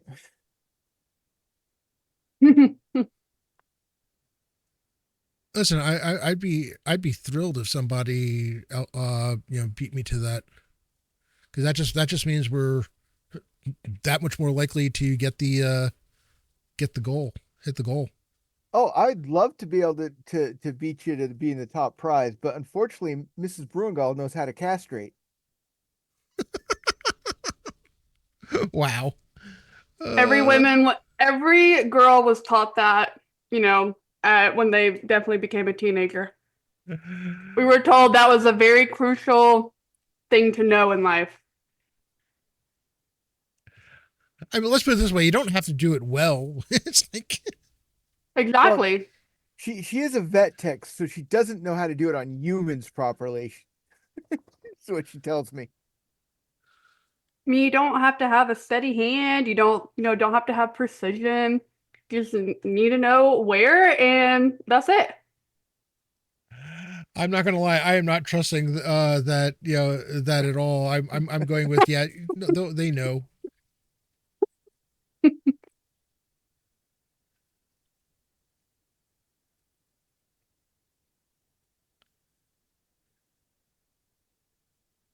Yeah, Dorp, that's very smart. You should all be nice to me.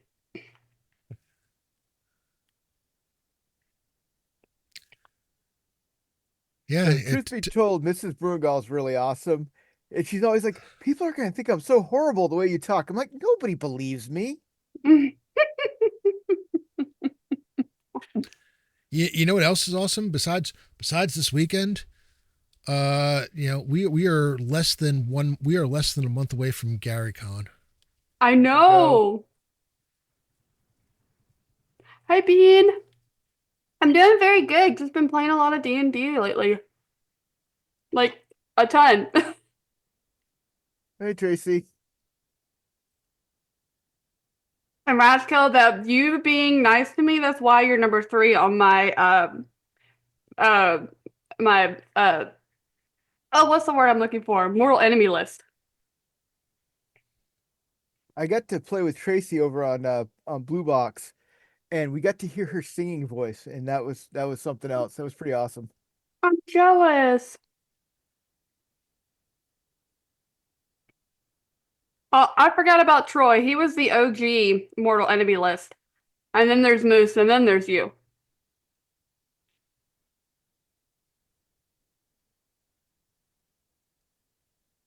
All right.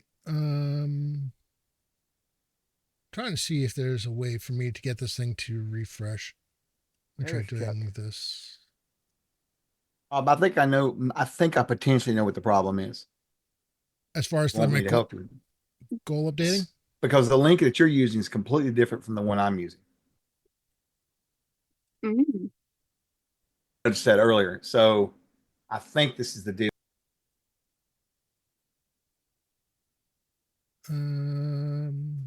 You went back mute again, Chuck. Fucking program dudes. Okay. All right. I'm just, it's dumb. Anyway, yeah, go in there to the regular one where it's got like, your name at the top, like Robert or no, Phantom J and Greyhawk, all that. Well, See no, where it's got my personal it's the only way the problem is within stream elements. That's where it's showing it being an issue. problem is you have the campaign link. I think you need the donate link in there for it to update. Both take you to donations, but the donate link has the one I think that records it. The donate link looks different from yours. It's much shorter. My recommendation is to try once and see. Well, no, yeah, but that's not where this is coming in. Let me try one more time, and let's try updating that. Actually, before I do that, I should probably take what's there and copy paste it somewhere, because otherwise, I could potentially cut myself off at the knees, and that wouldn't.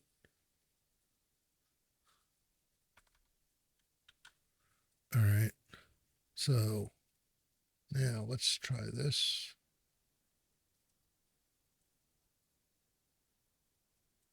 Um,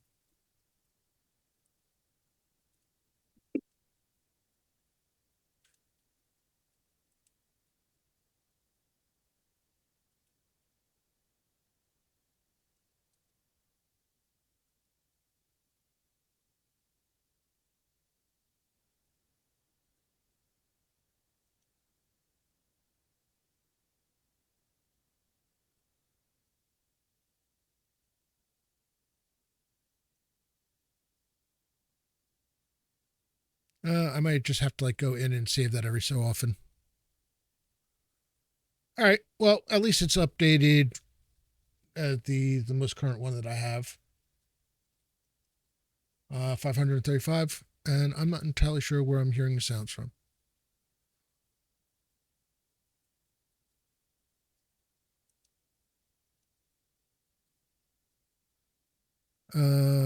Let's try stopping that.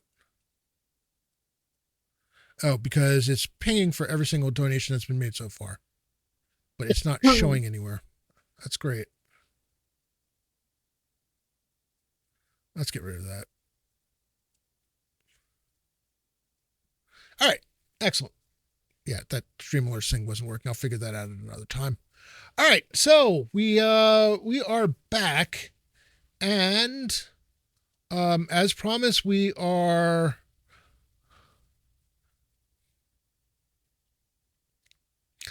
and now it's showing new donations.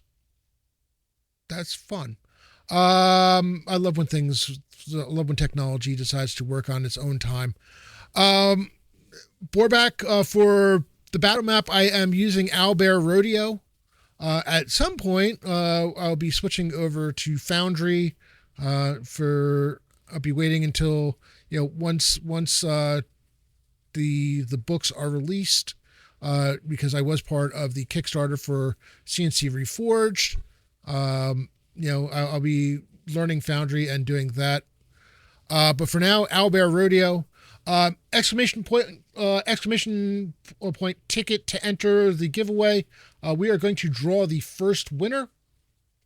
And that is giveaway. Currently have 8 entries. Let's go.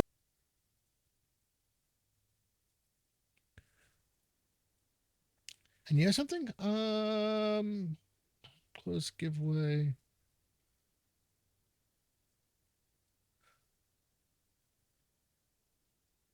And let's draw a winner.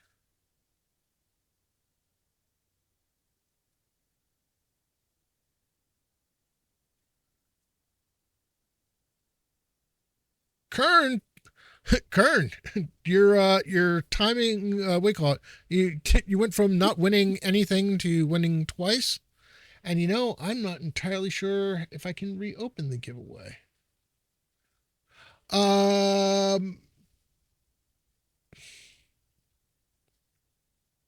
Yes, let me see what happens if I try to enter.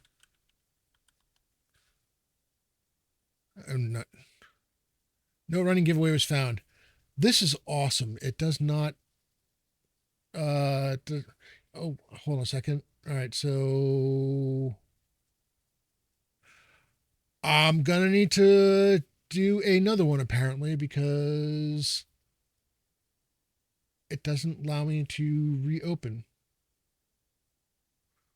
What happens if I say refund giveaway? Nope, that wasn't what I wanted. Okay. All right.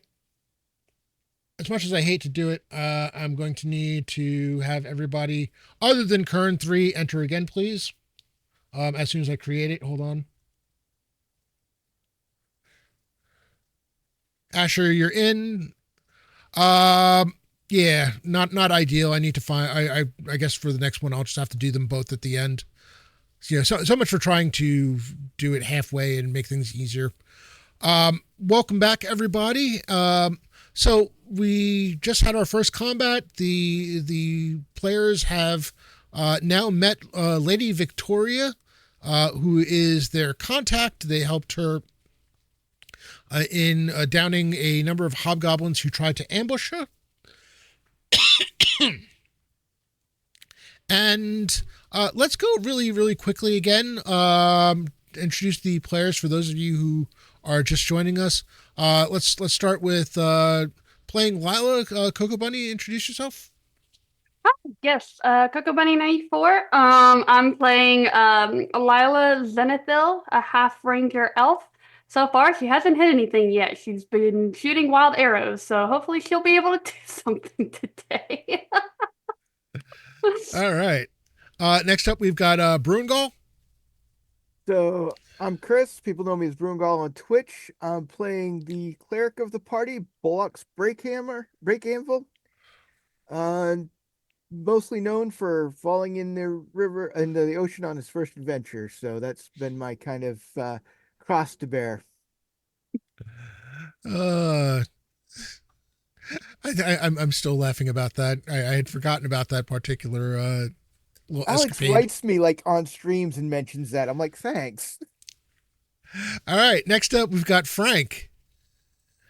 Good morning, everybody. Frank here, aka Moxel, playing Grimwall Stonehill, fighter dwarf. Happy to be here and supporting a great stream for a great cause. Thanks, Frank. And finally, we have the master of the focused window, Chuck. Ain't that the truth? I'm Chuck Cumbo, Community Director for Troller Games. I want to thank everybody for coming out and hanging out this weekend with us. And I'm streaming on our channel just because I thought it'd be a good idea on this cause me nothing but fun, you know.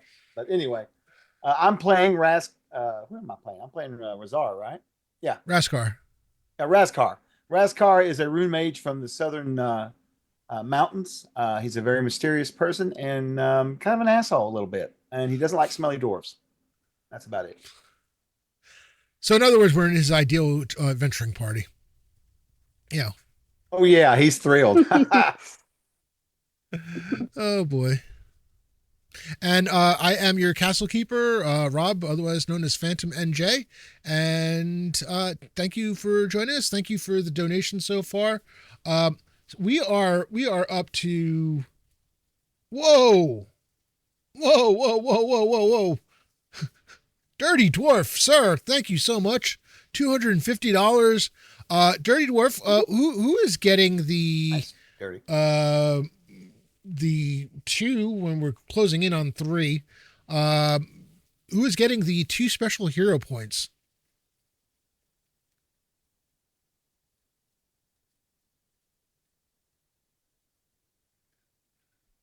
It's not like we're campaigning or nothing, but I It would think be Dirty- me. I think you said no, both no, of them. no, They're both no, going to no, me, I no, think. no, they're going to the You sure? dwarves. Dirty Dwarf's going to support the No. dwarves. Why would Dirty Dwarf give them to dwarves? They're dirty. What? That's right. Where's Klansman? We're here to support him. He's here to support us. Read what he said. Frank, you're up. You're up first. Who Oh, needs which them I don't most? dance. dance I is do. best. That's great. I need them. Chuck does not. He already has too many. Everybody has, I think everybody has 2 except for Chuck. Yes, you can give it. Oh, yes, you absolutely can give them to the castle keeper. I don't beg for them, but No. Chuck has 3. Chuck does have Oh, 3. pay no attention to the man in the Castle Crusade shirt that's green. Pay no attention. There's somebody else also gave him 1, Tracy. All right, Tracy. so let me mark that down.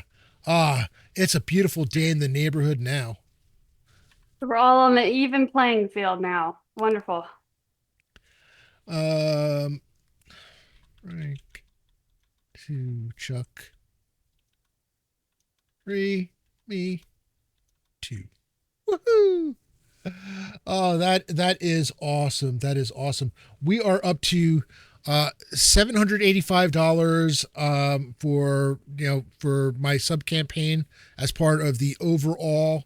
And overall, we are over the 5,000 mark. We are at $5,280. The weekend really has just gotten started. There are still, 2, really honestly, basically 2.5 full days to go. Plus your donations during the wrap up streams on Sunday night. It's going to be fantastic. We're shooting for 26,271, and we are 20% of the way there. That's just amazing. It's awesome. Just a reminder that I will be matching donations made through the link that I'm sharing, that is being shared in this channel, up to the first $4,000. And Brungal brings us over the $800 mark. Chris, who's getting that one? Coco. Thank you. Al. Chuck, All right, if so you we've came got- and followed me, I'd give you some too, but you didn't. Ooh. I feel betrayed here. Burn. Hey, it's funny. Suddenly, my update link starts now. Now it's working. Oh, I'll put a We call love in when for you. things work. I have no idea why, but it suddenly decided to now update appropriately. Tech is mystery. Tell me about it. I've only been working in It's your tech for whole life. 30 years now. Why should it make any more sense now? We love it. It's a love-hate relationship. Oh yeah, definitely. All right. So, you start journeying, heading. You note that Victoria starts journeying westward. Jay, I did. Chris made a donation in order to, we call it to match the Asher, so we can do the 75 on it. Thank you, though. I appreciate it. Hey, check your messages too, would you? I'm trying to find the link. Hmm? The link that you actually put into OBS. I don't know where it's at on here. I've got in here from an older widget from like 4 charity drives ago, and it's I had to, for Stream Elements. I had to go and create an overlay element to add in. Oh, okay. All right. So let's see. As you're heading, so have any of you had much experience dealing with the undead? Not particularly. Maybe our cleric friend has.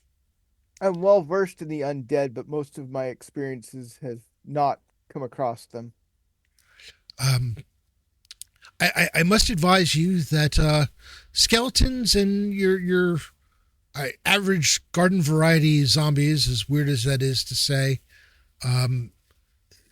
they're dangerous to a fashion, as with any creature of ill intent, and the dead are an abomination towards the living. What you see is what you would get in terms of possible dangers. However, I must warn you that there are some that the touch will have a profound effect on you. Energy drain is the biggest concern. I will attempt to call out any that would have such an effect. If you can strike from distance, do so.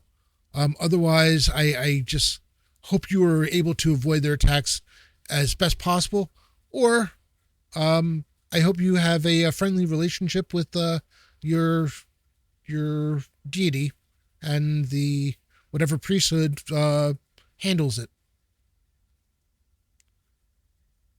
She kind of shudders as she says that.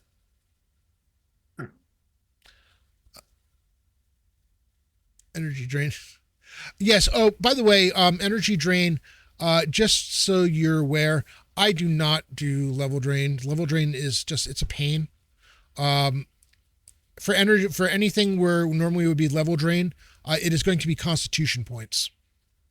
They can be restored with restoration.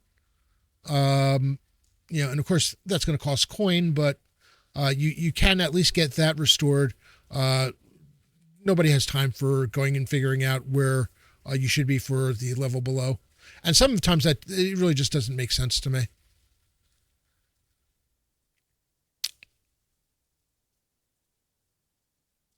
As you're walking, you do note that the haziness that you had observed earlier to the west seems to have dissipated.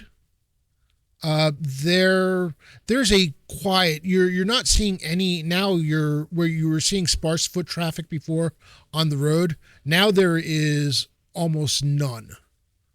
You haven't. As a matter of fact, it's been probably an hour or two since you last saw anybody other than the 5 of you journeying on the road. Victoria, at this point, unless spoken to, and you're obviously free to ask her any questions you'd like, doesn't say much. You see her eyes are looking about. She tries not to make it obvious, but it pretty clear that she's just trying to be observant for anything amiss.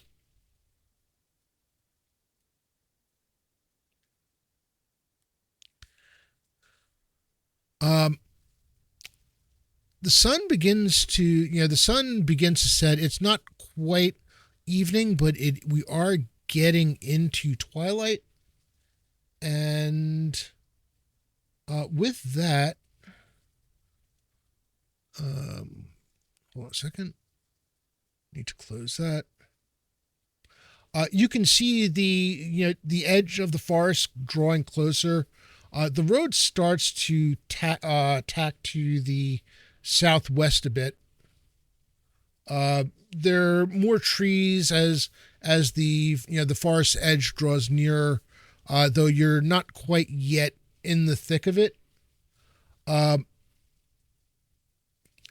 in that twilight, there is suddenly a mist that seems to be rising just from the ground. There's no obvious reason for it. You do feel a chill, though. It's there is no wind. There isn't even a breeze, but there's a sudden feeling of cold. Your brain fights the sensation because on your skin, the cold doesn't seem to register, but it's as if you've suddenly been outside a little too long, and you suddenly realize that you're cold for no obvious reason whatsoever. I want you all to give me a wisdom check.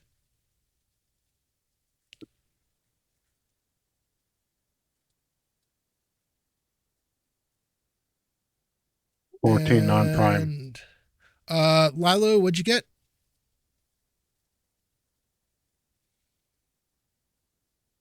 I got a 9 prime. A 9 non-prime? No, a 9 prime. 9 prime. All right. Mm-hmm. Bollocks. 23 prime. 23 prime. All right. Raskar. 15 non-prime. And Grimwald. 14 non-prime. 14 non-prime. All right. Actually, let me rearrange that, and we're going to go to.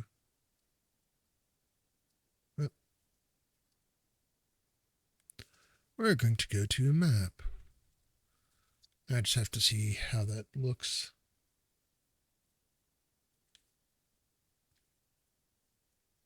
There we go.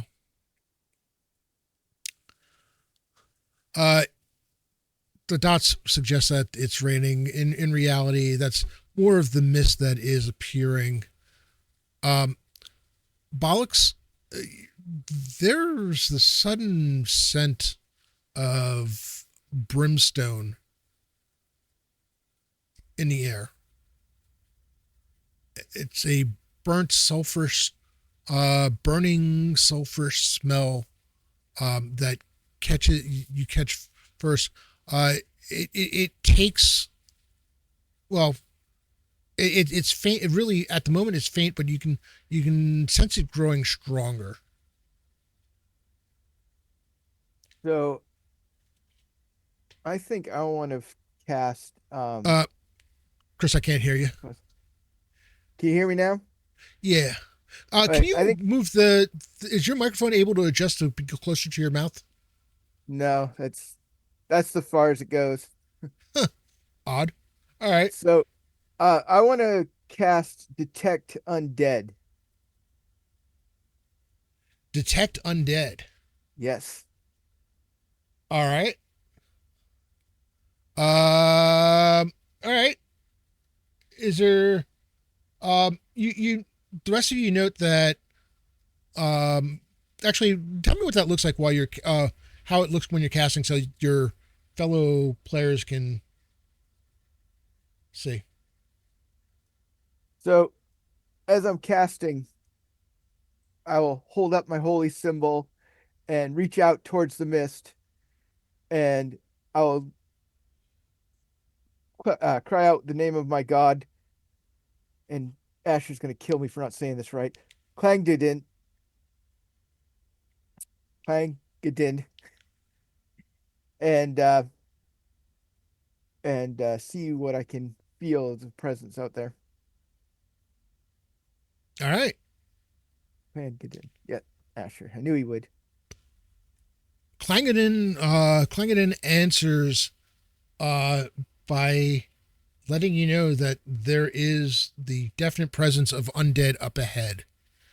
At which point, the smell of the brimstone, everybody had kind of stopped, mostly because Victoria, upon hearing Bollock's prayer, stopped on the path. The smell reaches the rest of you. I will let the party know that we're about to run into some undead. I do not know what kind of undead, but we need to be prepared. How do you think that? I just cast a spell. Did you not see me? Didn't use any runes. Oh, wait. That's right. You're dependent upon your god. Yes. Think there's Lila- undead close by. Lila, in addition to the, you note that all of you note that Victoria's gaze is suddenly looking directly forward. Lila, you also hear the same thing that she heard.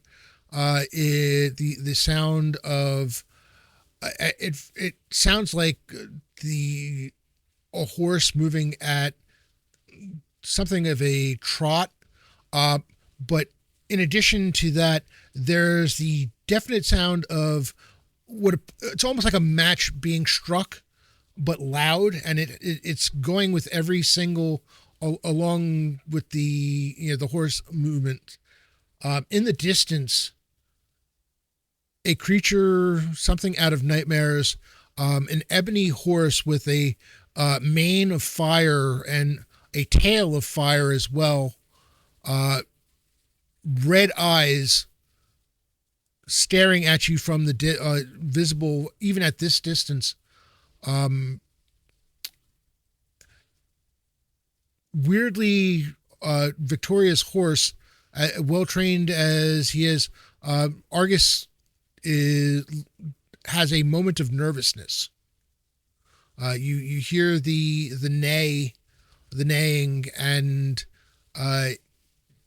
gives a little bit of a dancing movement, going from left to right, as you hear the sound.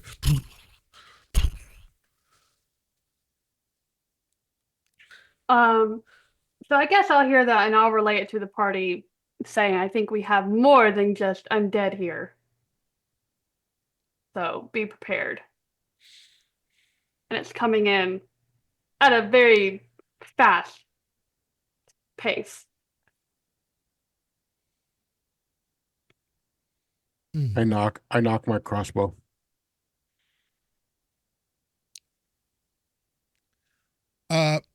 With that,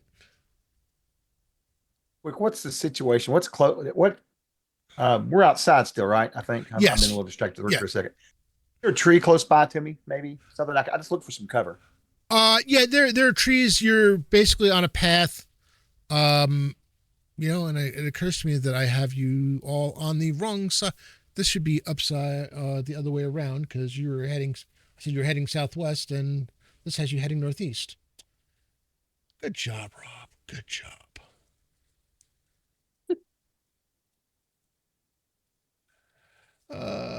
This is a highly professional outfit. I swear.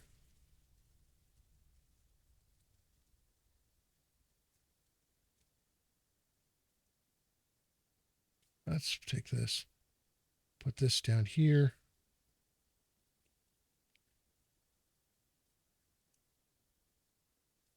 All right. Yeah, there are like trees to either side of you. Chuck, you're kind of on you're still on what amounts to a road wandering through. Right. At the same time, you start to hear grunts and groans, and in addition to the horse, there are lumbering figures, human size in shape, wandering out of the trees. Sauntering out. Uh, Skin torn in places. Some looks the skin looks to just have been torn off. Some appear flayed. Muscles supposed to be beneath the skin, showing. There in places there's just bone with nary a tendon attached. As zombies start to make their way into the road. Zombie! Zombie! And I'll get behind a tree really good and try to hide myself. Digging through my runes. So helpful. All right, I'll move you into this tree area. I said I was helpful. All right, we are going to roll initiative. Bollocks, Chris, did you I win did last time. I lost the last. You lost. initiative. All right, Frank, D10. 9. 5? 9. 9. All right. Dang.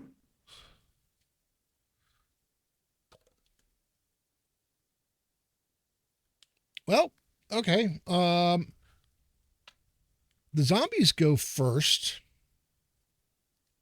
I rolled a 10 for the zombies. So they're going to start making their way. The one that's up in front, whoever moves to meet it will get to attack it in melee because it'll have met you halfway. The others are lumbering towards you, but actually I should say the first two.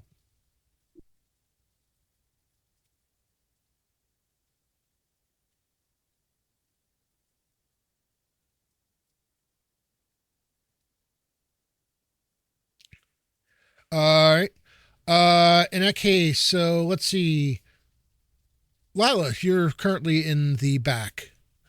So you get to go first. All right, I am going to attempt to move silently and go around to the left. The left as you're looking, or the left as on the map? As I'm looking. Okay, so basically in the area of like Raskar.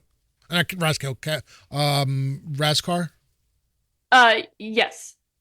Okay, go ahead. All right. $11 prime. You're not entirely convinced that that was all that silent. It was not one of your better efforts, but you're able to get over next to Raskar. Bollocks. So is the furthest south, would that be within 60 feet of me? Of the undead? That's a Of good the question. zombies?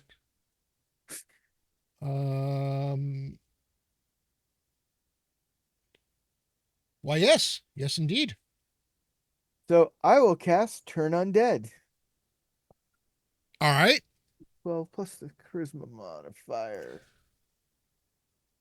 Where the hell did my D12 go?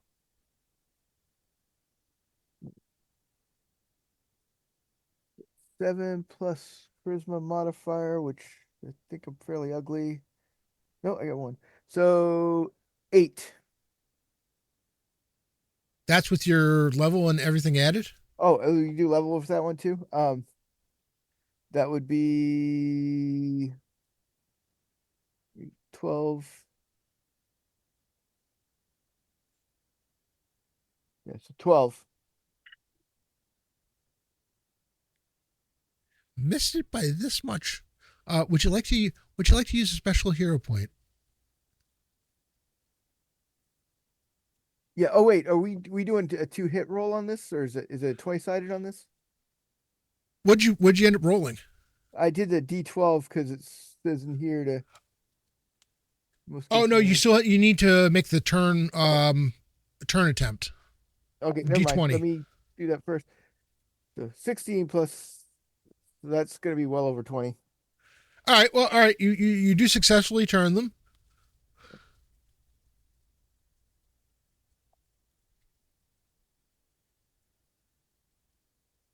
So then it would be 8 after that. So I turned 8 up to 8 of them, and there's only 5. All right. Where's that 8? Um,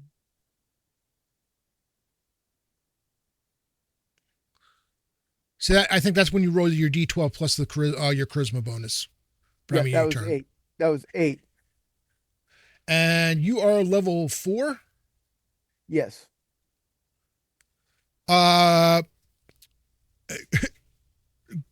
you're standing next to Bollocks and you hear him chanting in a deep tonal voice, calling on the power of Clangeddon to turn these wretched zombies, and the zombies, you see them suddenly stand still.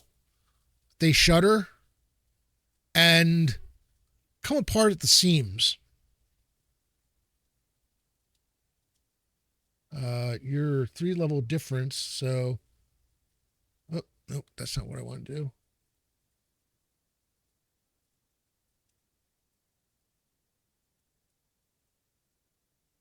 Why isn't it? Yeah, it'd be nice if for once things worked like the way it was supposed to, but the zombies just explode.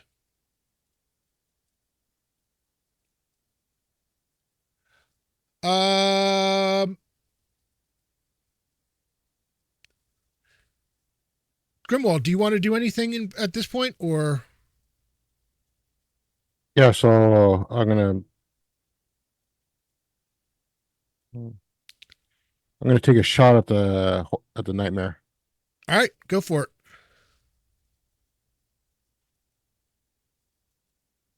13 plus 4, so 17 total. Let me check on that. How far away is it from us? The nightmare is. It's only 50 feet. Okay.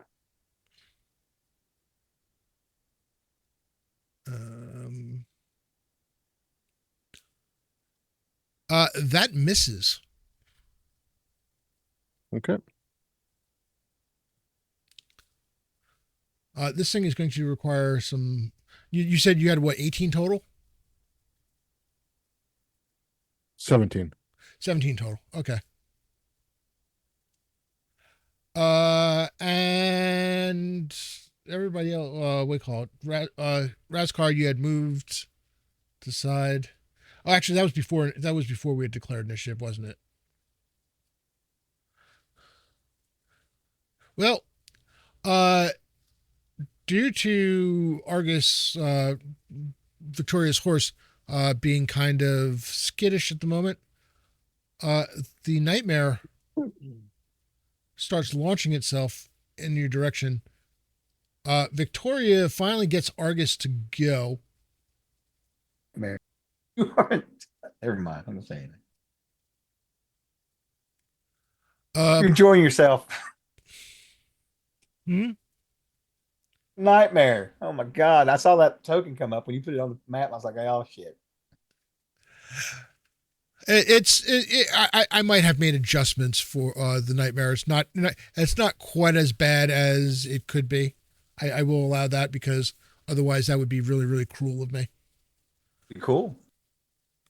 She does swing.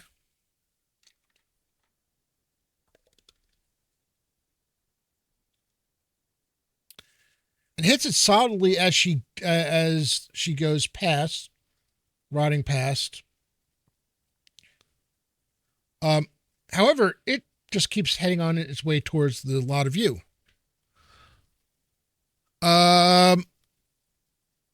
Let's next initiative. I think it's The Chuck zombies now. went first, but the zombies are all dead. So, Frank, I'm going to let you continue rolling. Oh, I lost the last one, so it's the next person. All right. Well, you have something, Chuck, D10. What'd you get? You can't hear him. Chuck, you're muted. Open your window. This stupid ass. It's an 8. Castle on there Keeper roll. Castle Keeper rolled a 9. Of course he would. Jeez. Whatever. Curses. I actually get to have some fun. Hey, this is great.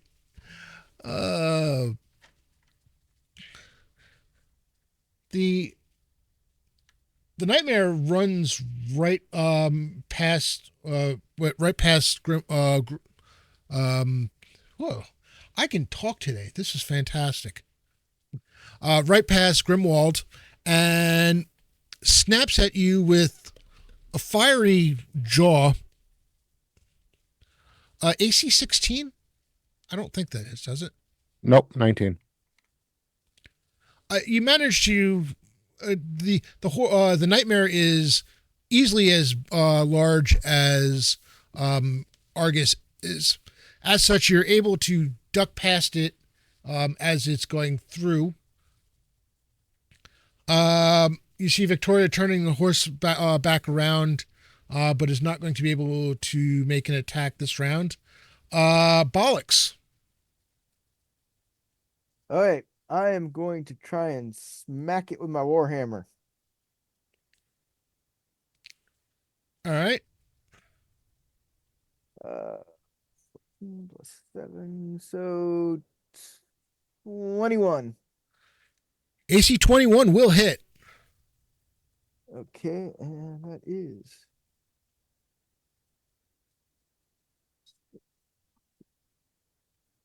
so 9 points of damage. 9 points of damage. You've gotten its attention. It turns around. You had the feeling that it was going to try to turn back and charge past Victoria again. However, it's now turns its attention to you. Razkar. Well, I'm going to pull out a diamond-shaped rune, hold it in the air, and then look closely at that creature that's nightmare-colored skin, almost like darkness with flames coming off of it. And I will reach out and I will attempt to focus and cast a magic missile at the darkness I see. And I will call out Ulatek and fire, casting magic missile. What do your magic missiles look like? Well, this one looks literally like just a big shower of what looks to be sort of purplish looking diamonds. They just come flying out of my hand right at that creature, shooting for All right. How many throw? What is it? 3 at your level, or Sure, or 5, whichever you like. actually, I'm sorry. No, it'd actually be 2 because you're level Plus 1 every 3 levels, I think. Right? Isn't that right? Yeah, I don't. I remember if it's Yeah, so that would be level like 3 or 2, level 4 right? If it's level 3 or level That's good to 4 me. that you get the next one. 6 is 2, right? Yeah, 2d6 plus. I should probably look it up. I've only been playing D&D for 40 something years. I should know how magic missile works these days. Oh my god! Because I lost focus because I'm looking into player's handbook. Great. It's like only the most used spell ever. Because for a while, it's the only thing wizards can cast that's useful for Now, damage. whenever I'm running a game, I can remember spells, but when I'm playing, shit. Oh, it's 1 missile every 2 levels. So a level 3, you get 2 of them, Nice. All right then. and it's 1d4 and it's 1d4 plus 1 per missile, sir. Oh, I'll put those 6s down then. Uh huh. All right, here we go. Hot dice, hot dice. Come on. 4 plus 1 plus 1 plus 1. That's 7 points of damage at the foul beast. All right. I cast magic missile at the darkness. Oh. As it turns to pay attention to Bollocks, you manage to hit it in the hindquarters, and it like lashes out with its rear hooves. Doesn't hit anything though, because it's not really paying attention. It was not so much an attack as a ouch. Lila, you're suddenly looking at the back end of a ebony horse with a tail of fire, kind of waving at your face. The smell of smoke and brimstone, heavy in your nostrils at this point. Okay, I'm gonna take out my long sword and try and go for its legs. All right. That is going to be a 19. Would you like to use a special hero point? Am I one off? Well, a special hero point would make it a natural. Would make it a 20. Yeah, let's do that.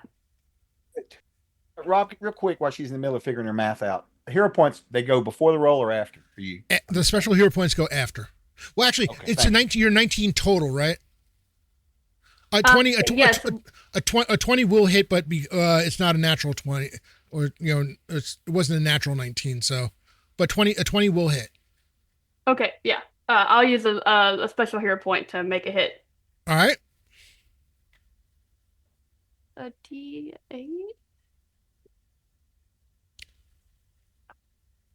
That's 9 points of damage. Oh, you all. It doesn't like any of you. Oh, I can say the same thing about it. Oh boy. All right, next round we are back to the top. Lila. I didn't get an attack. Oh, I'm sorry. My bad. Please go ahead. 24. That's gonna hit.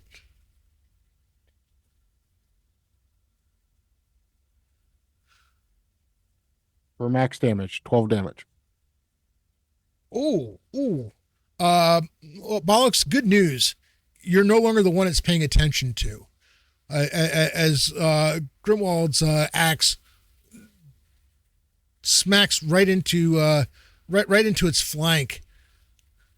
You hear the grumbling neigh of, well, just an evil neigh. It kind of chills you to the core, which is weird considering you can feel the heat of the fiery mane, and again the smell of brimstone in the air. Now, Coco, initiative.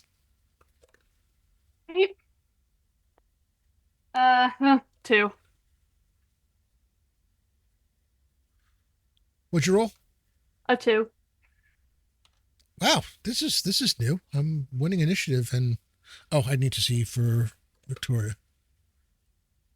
Victoria just barely loses out.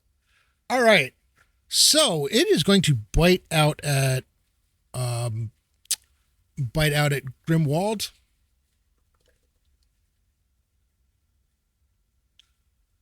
AC 19. Can I use a special hero point to make you reroll that? You can use a special hero point to lower my roll. Yeah, I'll do that. So you miss. 18 misses. Yes, 19 AC. There you go. That's why. Wait. I have a special hero point too. Here we go. So I'm gonna use one of my special hero points to turn it back to a 19.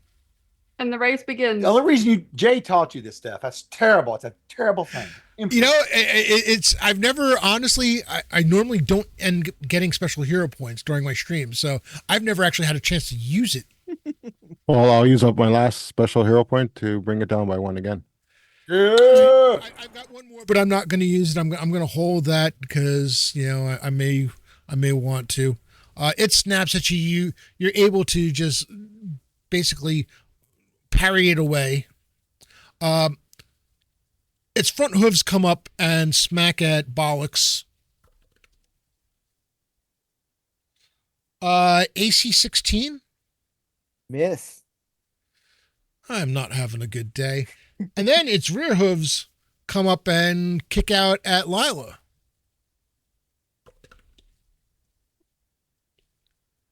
Again, AC 16. Misses. I can't win. Winning initiative. You're helping the kids. You're winning. Yeah. You're winning some my way. Goodness, my goodness. All right, so Frank is down to 0 specials. I'm down to 1. Coco, you're now at 2. Mhm. And I hear I the have any. donation link going off. So let's see where we are in the donations. All right. Well, we've had a couple of them come in. Pete, $40. Thank you so much. Tux Lafitte, $10. And Grape Ape, $25. Thank you so much. We are drawing closer to the $900 mark, at which point another special hero point will go out. This is awesome. I thank you so much, everyone. Reminder, I'm running 3 streams over the weekend. At the end of the 3 streams, I will be matching up to the first $4,000 donated via my link. So far I'm going to be, so far it's $885 that I'm matching. Yeah, please. I'm actually begging you to make me spend money. All right. So Bollocks, Chris, you are back to initiative. Good God. That's Because not so well everybody last keeps time. losing. Oh, wait, actually, here's suspiciously. something. We didn't attack that round. I'm sorry, Victoria did not. Victoria moves up with Argus to kind of surround the nightmare. Down him. Initiative? No, we get to attack, don't we? Didn't you all? Oh no, that's right. No. Yes. You won initiative, so you attacked with Pulled the one of negative. mine, Rob. Damn it! I keep trying. I keep trying to get away with this. But anyway, I've intended your donation to bribe you into attacking Chuck with all attacks next round. Oh, love it. Listen. The only problem with that Grape is he's playing a wizard. If I attacked him with all attacks, I could probably kill his character 3 times over. I doubt it. Oh boy. Pay no attention to that ape. All right. Yeah. In that case, let's go with Grimwald. You go first. So 17 plus 8 is 25 Oh, that's gonna hit. Yeah. for a whopping 7 points of damage. You see the nightmare. The flames on its mane and tail seem to dim a bit, and there are sparks in the deep cuts that Grimwald has made. It looks as though the blood of this creature is also of a fiery nature, but as it drops to the ground, you can hear the ground sizzle a bit, and then the area is blackened. But you can tell that this creature has been severely weakened at this point. Bollocks.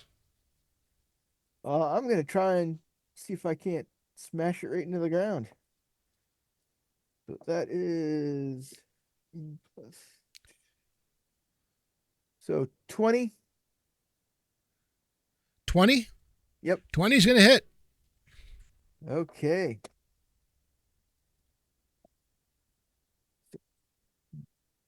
11 points of damage. Your hammer hits in one of the areas that Grimwald had already done, opens up a deeper wound, and you see more of the fiery blood fall to the ground. The area beneath the creature is now smoldering in places where the grass has not been ground into the dirt, is actually on fire, though the fire does not go up very high or last very long. Lila. I'm gonna hit it with my longsword again.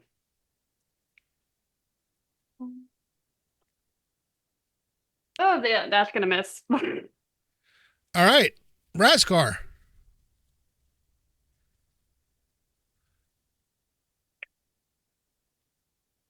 So, question for you. Yes. Can I mix and match spells, or am I stuck with? Yeah, you I can. mean, how do you do it with slots? Yeah, do you can. slots. Okay. Go ahead. You don't have to stick with the ones that I had in there.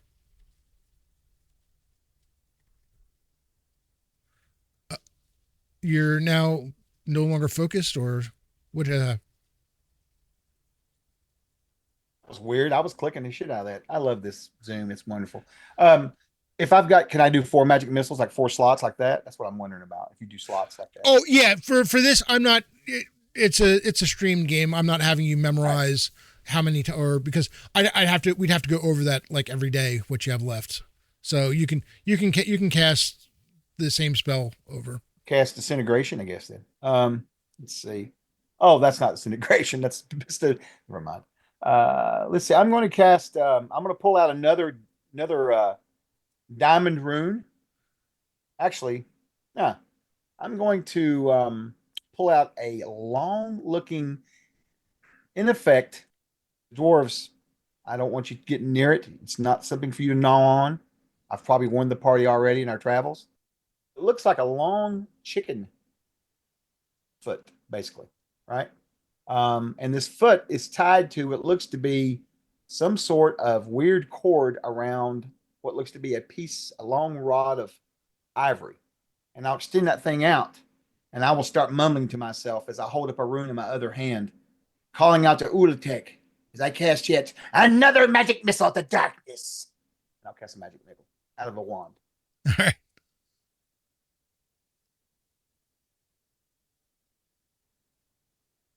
Okay, kids, let's see what we got going on here. All right, if I remember correctly, it's 8d6, right? Yeah, more 2d4. I did better this time, though. 2d4 plus 2, sir. And I did 9 Tracy, this time. Woo woo! Tracy, I'm using. We're on a Zoom call for this. You said 9. You see Victoria raise her Morning Star to get her attack in on the nightmarish creature. Going to have the thing lash out and get its last attack in. But she puts her thing away as she can tell that the creature. It looks like the creature is going down.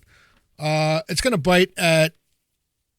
What do you call it? It's going to bite at Grimwald. And miss because I rolled a 2. Front hooves. Ooh. That is AC 25. Okay.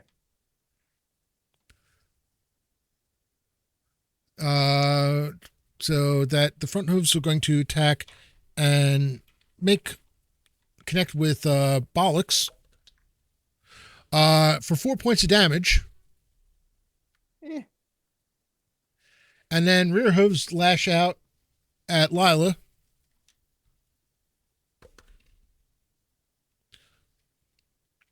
That is AC 24. That hits. Also 4 points of damage. At which point, the thing collapses to the ground. Everybody, let's see. I need Bollocks, Grimwald, and Lila to make dexterity checks for me. Oh God.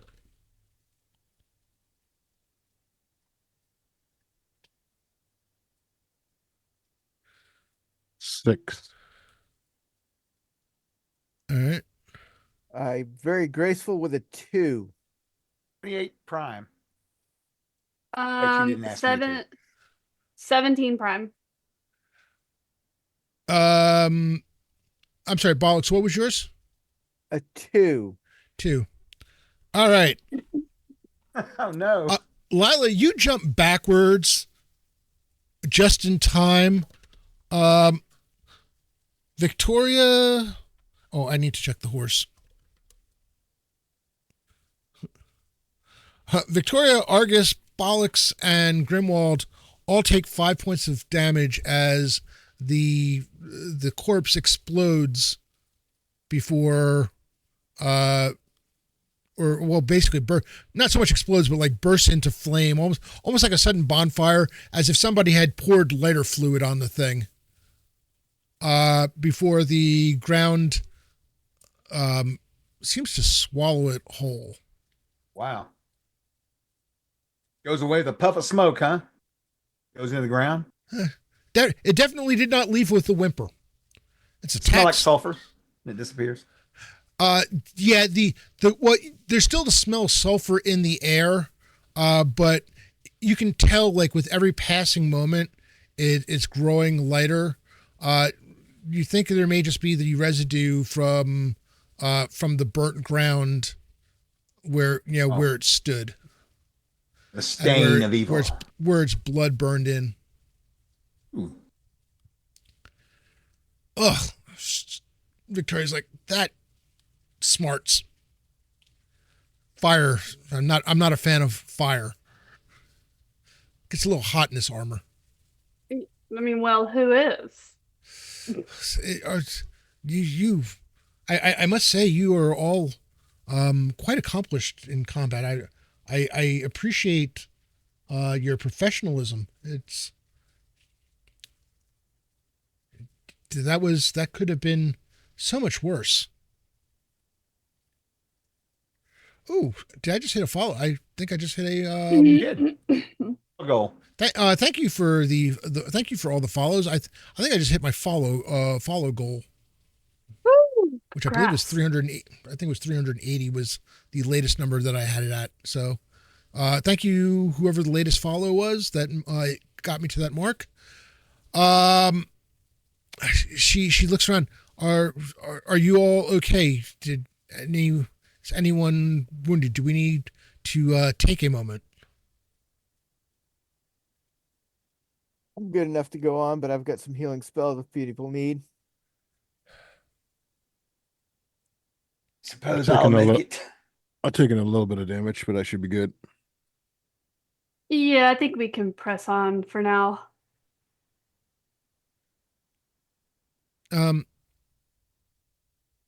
You note that Victoria is looking around with a definite frown on her face.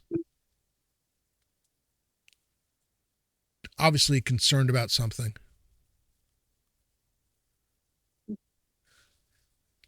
I would have thought once the creature was defeated that this mist would have disappeared. So you're saying something else is out and about, which is causing this mysterious mist? Or could possibly be. It would seem that way, wouldn't it? I don't know what to make of it. Well, like, the best thing to do would be to move forward and I guess try to figure out what is going on around here, because something is definitely not right. Yeah, no, you are. I think that is wise counsel.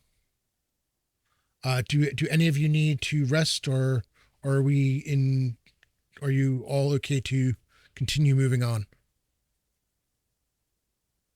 I'm good to go. Let's continue. Chuck, I'm not sure if that was for us or for somebody else. What's that? You were saying something before. It sounded like you're either mumbling to yourself or. Did y'all hear me? That's weird. No. I didn't hit my button. Okay, that's why I wasn't sure if you had meant to. No, I was answering a question about how long you've been CKing over here. No, it's nothing. You can go on. It's nothing. Okay, all right, that's fine. All right. In that case, she's like, well, then onwards, my friends. She pauses and she stops and she says, "Listen, I just in case." She takes out 4 pouches and tosses one to each of you. If whatever comes next, you have already more than earned this. And she tosses you each a pouch with the promised 50 gold pieces. I'll pick mine up off the ground because you know I'm not going to catch it.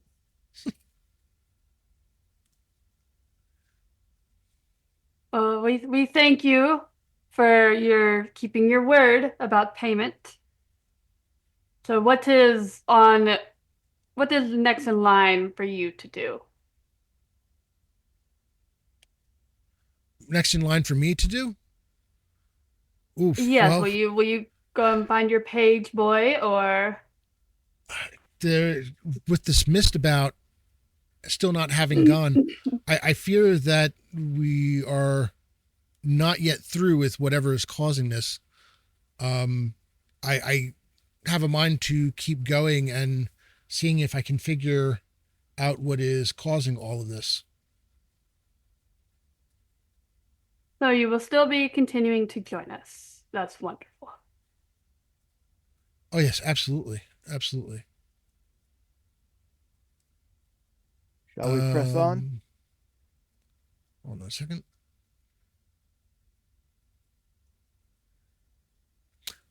Thanks a lot, Great Babe. Thank you for the donation and thank you for tuning in. Much Great. appreciated. All right. In that case, let's journey on. I'm sorry, did somebody have something? Cool. All right. Night finally does fall. As you're walking along, and at this point, Victoria has gotten off of Argus and is leading him by the reins. The trail here varies between being able to easily have 2 people side by side. Occasionally, the overhanging branches duck into the road. The trees, there's almost a sinister feel to the way the branches hang over. If any of your characters have a feeling, or even tend to be claustrophobic, the branches do inspire it a bit. You almost get the feeling it almost feels like you're heading into a cave of trees is the way it feels. There's so much cover, and they are so very, relatively low to the ground. Clearance in some places is as low as 6 or 7 feet. And the mist just intensifies. The sun is now has now well and truly set. The mist has a glow to it, as one of Earth's 2 moons is almost nearly full at this point. Selene is almost nearly full. Casting, giving a strange, almost ethereal feel to the surroundings. You can see the trees. They in places they almost look misshapen, despite the fact that this forest is not known for being haunted. And you just hear Victoria say, I don't like this. I don't like this at all.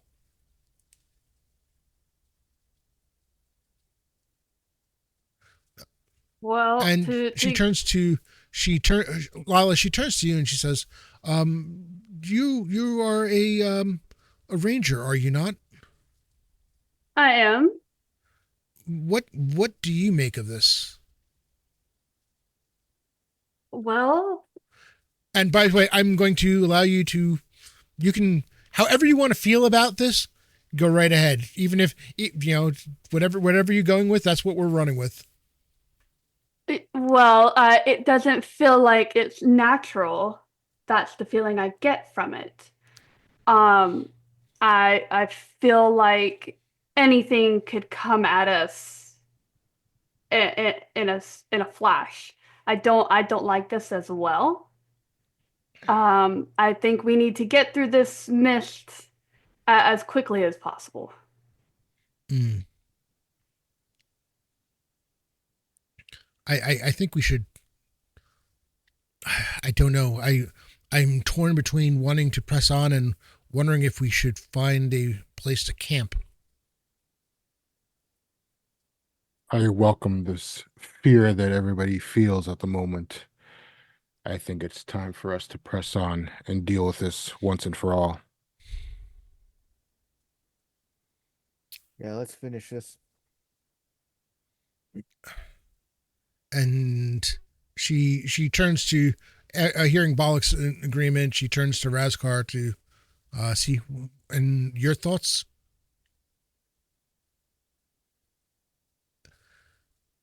Unfortunately, our wizard has his nose in his book again.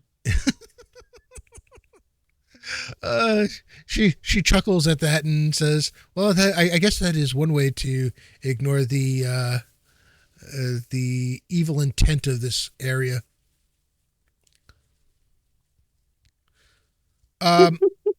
Everybody, roll a wisdom check. Lila, add +2. Okay. I got a question for you. Shoot. I have a ring of protection, which is +2. Does that count towards saves as well? I believe in CNC it is only AC. I thought maybe fear then? Maybe I'm thinking of something else. And what about the resistance cloak? The resistance cloak is against resistance is plus against all saves. It's all save. Okay, thank you. Yeah. And you said wisdom? Yes. All right, hot dice. 13 prime. Bollock's 13 prime. 24 prime. All right. 16 non-prime. 16 non-prime. Yes. And Raskar, what'd you get? 16 non-prime. 16 non-prime. Yes, the dwarf copied me. Bollock's, Lila, you hear clear as day, coming from somewhere in the distance. The directionality is playing a little bit of tricks. You feel like it is up the road, even though the road appears to bend from where you are, bend around a corner to the right. Somewhere there's a chanting sound. It's a voice. The chanting is being done. It's definitely a feminine voice. There is a haunting tone to it. It sounds like the feeling that you get is a child's lullaby gone horrifically wrong. The running joke about the kids' fairy tales really being terrible stories, nursery rhymes being just dark things. Well, the tone of this chanting has the dark tone to match. Along with it, you do hear some rattling of, sounds like scraping sounds, which grow in number, and then there are more groans as the chanting grows more pronounced. Box, you can hear the same thing. You can hear you get to hear the chanting. You don't hear the scraping though. Sure sounds like Graskar's mother singing lullabies again.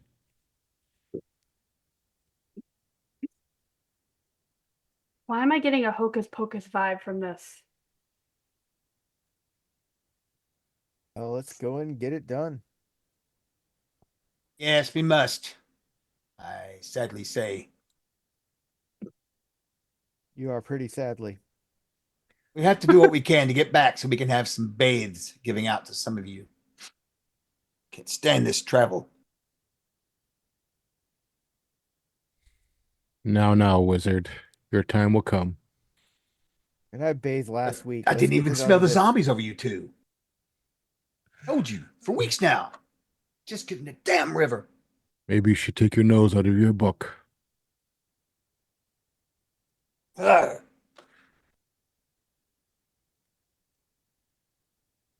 All All right. right, gentlemen, stop Dirty children. bickering. Stop bickering.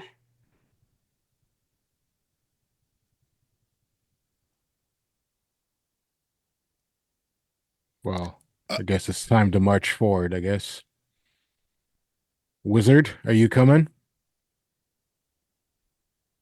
I'm no wizard. I'm a rune mage, and I'm already there in another dimension. But I'll follow your corporal body. I get behind him and push him ahead. All right, lead the way. Yes, I say you go first. I say you go You get first. close this to time. me, and I will give you such a look of disdain with your nasty dwarven self and my clean robes. I'll just backpedal away from you. I maneuver myself away from the group, but slowly behind the group. Again, keeping in the rear. All right. Smart for you, dwarf. Too smart. You look like you belong back there in the rear. If you look like a rear. You arse. It's okay. Playing later again. Not running the game though, so we'll see. As you go around the bend, the mist still very present. You note that there is an additional light source, making the area brighter. You turn towards the southeast, and as you come between two trees, you note that there's a clearing ahead. In the middle of the clearing looks to be some type of large, almost like obelisk. It honestly, but instead of coming to like a pointed tip, it reminds you more of like a giant tombstone. Standing, it has to be some 10 feet tall. There is a glowing rune on what appears to be either side of it, that is giving off a bright blue-white glow that is lighting the entire area. Before it is a hunched over figure, mottled green skin, definitely the source of the feminine voice. You can see her basically making all kinds of gestures, bowing and then arms raised as she looks to be singing at the stone, activating the runes. And then you realize with horror the impact that she is having as you see parts of the ground opening up and a mixture of skeletal figures and zombified corpses appearing from the ground, and we are going to transition.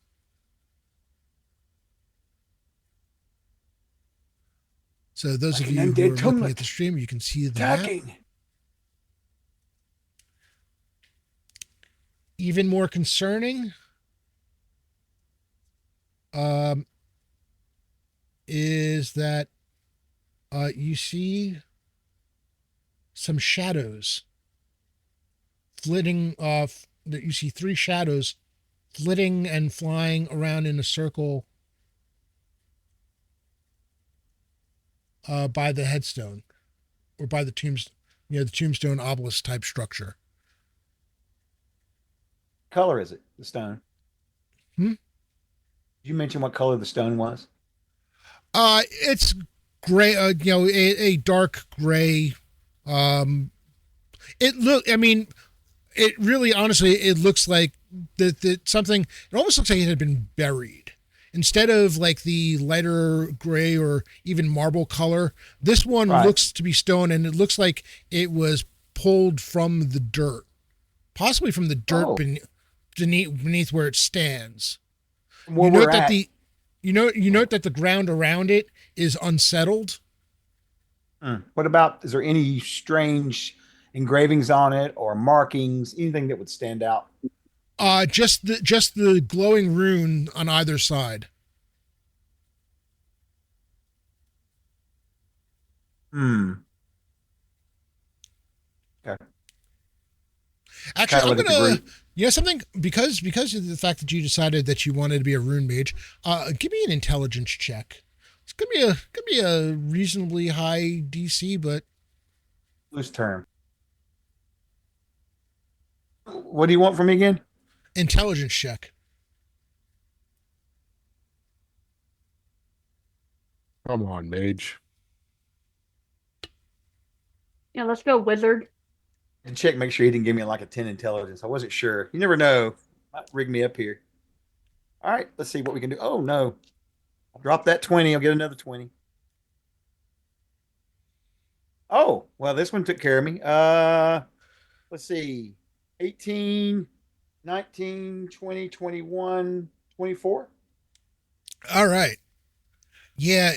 Um, You are well aware that the rune in question is the type used by necromancers. This is a rune that was, even if the stone had been raised, it likely was either drawn or possibly redrawn by the someone. Maybe maybe the female figure hunched over before it.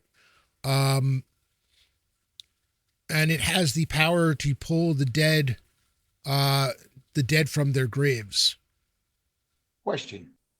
Yes. She's there doing her thing. How is she dressed? Does she look like she's wearing an outfit that might be covered in dirt from digging something up? Or does it look like otherwise?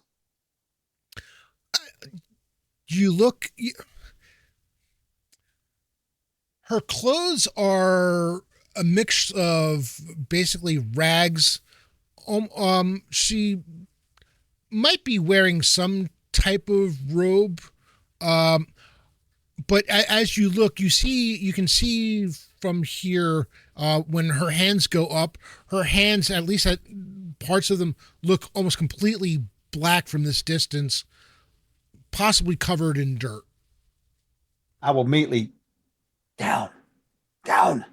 And the group will tell when I get serious, pay attention. And I will tell them everything that I've observed and learned from this.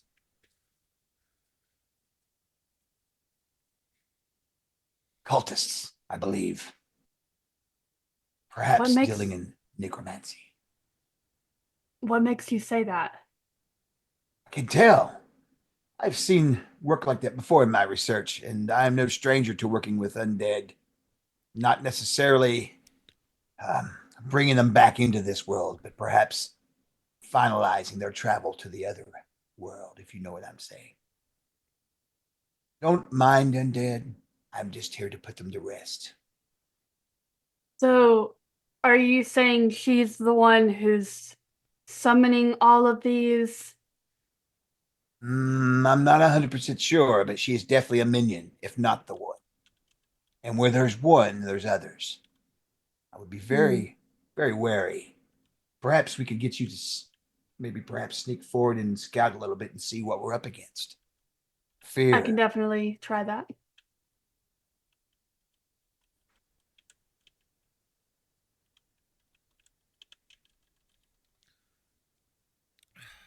Sounds like a good plan. Victoria says, Victoria moves to get back on to Argus, and she says, "Those shadows, those do not let those touch you.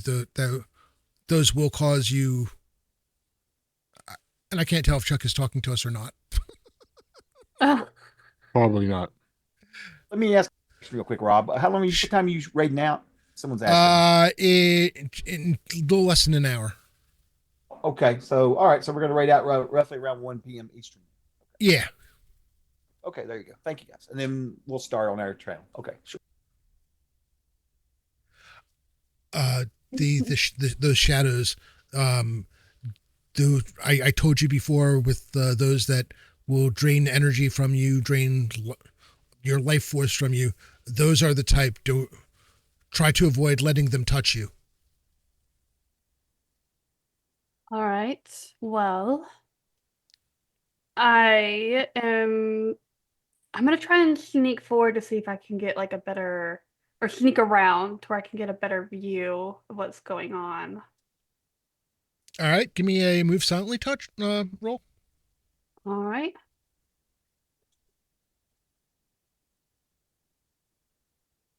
$17. Prime. Okay. So quick question: would you want to like climb onto? Are you looking to stay out of melee combat or?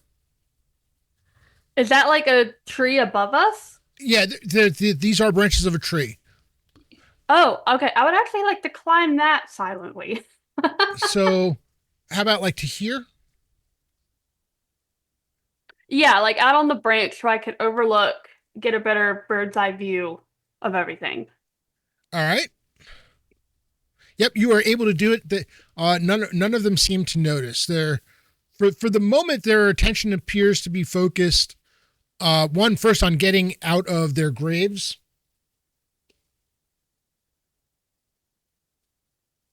As another skeleton and another zombie appear out of the ground.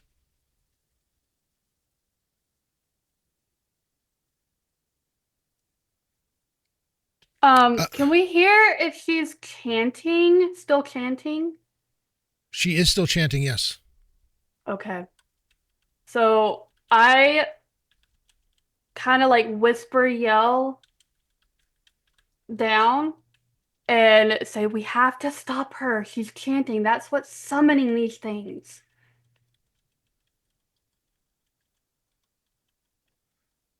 All right. Well, in that case, we're going to go to initiative because. Oh, goody. Well, no. Let's change that a bit because of the fact that you haven't done anything to have her notice you, and all the undead are paying attention to her at the moment. I'm going to give you each one free action. And this will do simultaneously. So, Raskar, do you want to go first? Good pick me. Man, I miss playing a warrior. Okay,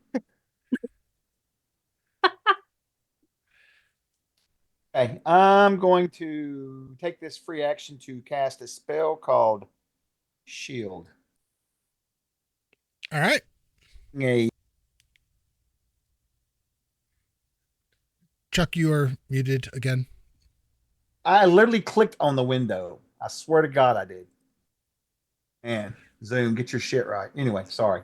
I take a rune and I cast it up in the air. It's a round rune, and it will spin like a coin as a green mist will come out and cover me, giving me sort of a greenish protective glow. All right. Lila. I'm actually going to just hold there for now. I'm gonna get out my longbow and knock an arrow. All right. In that case, Grimwald.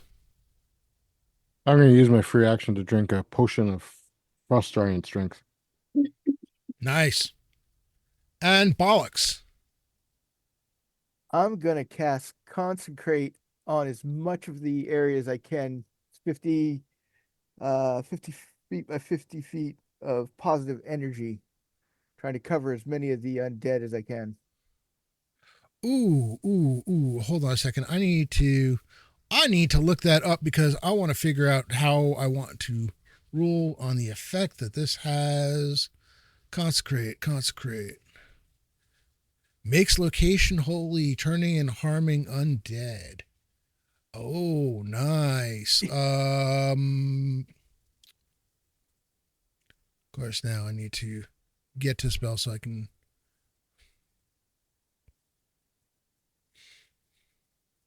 How was that?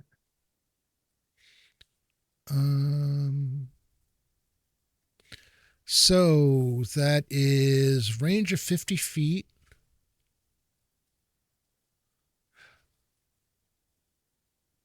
Okay. That spell will take effect next round. Yep. Actually, it casting time 3. I'm not having you wait 2 rounds. That's silly. We'll make it a second round. So the range is 50 feet. It is a 50 by 50 foot area. So I guess, where do you want to have it centered? I'd like to center it around the stone. All right, so let's do this. But without coming out of cover, of course. Right. What I need to do is measure.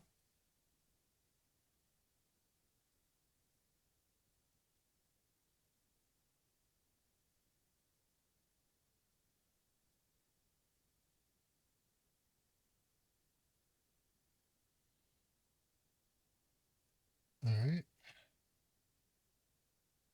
Hey, that'll get that one.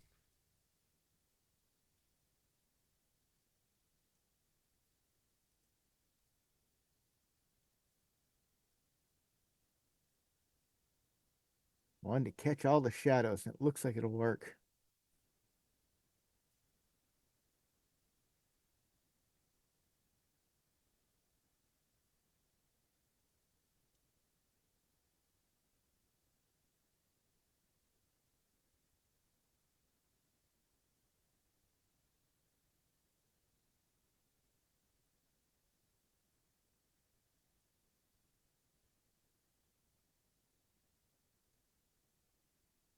I think that is 50 feet by 50. Let me just verify. All right. It's a little large on that one end, but that's fine. So that doesn't actually affect anything. And coming down. Perfect. All right. And the consecrate happens at a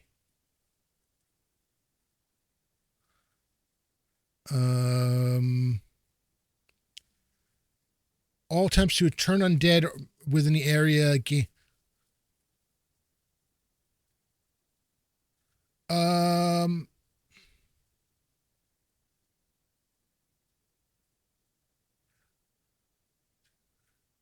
okay, so the consecrate itself does not do the turning, but turning creatures in that area will give you a +3. Just to be clear. Yep.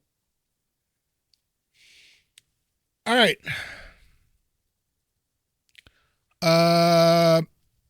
The next round, I'll let you move forward your normal movement while you're finishing up the consecration, kind of like a walking, chanting thing, and then at the end of your movement, that'll be the end of your turn next round. Right. So at this point, let's roll initiative. And once the consecrate is done, undead do get a -1 penalty to attack. Yep. Now that I have shield cast, that gives you an AC of 16. 16. Melee attacks. If it's missiles, it'll be a lot higher, but I don't think Yeah. we're going to run into many missiles with zombies. So you All never know, right. we might throw a foot or something. You know. So Bollocks, I think you're up for initiative. So I'll just, oh, okay, that's right. Initiative. That is a 9, and you're probably going to get a 10.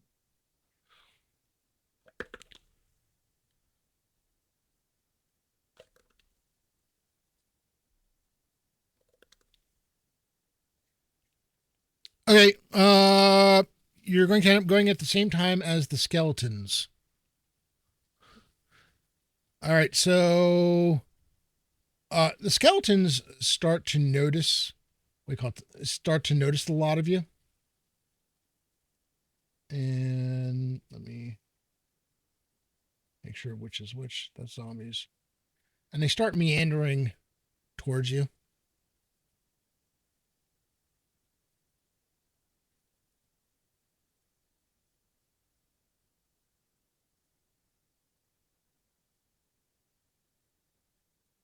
This one gets to this point, stops, and then realizes that it needs to go around.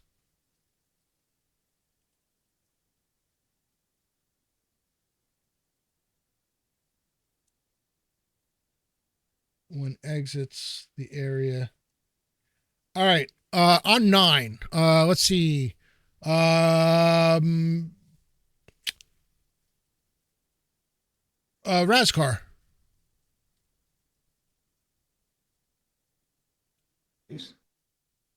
Oh, wizard. Time to play.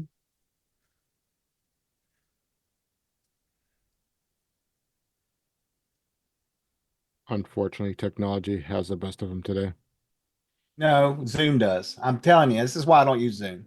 I don't like it. I don't ever have any problems out of Video Ninja. Zero, if you've noticed, other than me turning stuff on. The ancillary stuff's what drives me nuts, right? So I have to wait for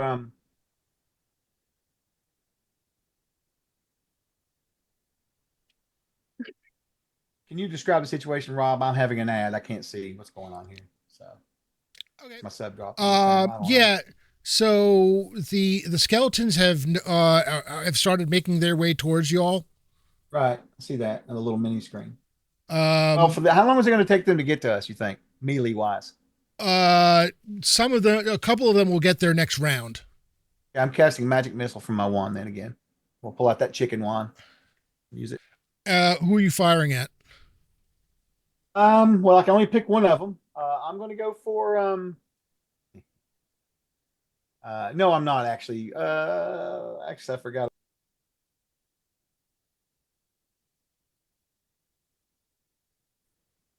You're muted again. Swear to God, man. Trying to look a spell up.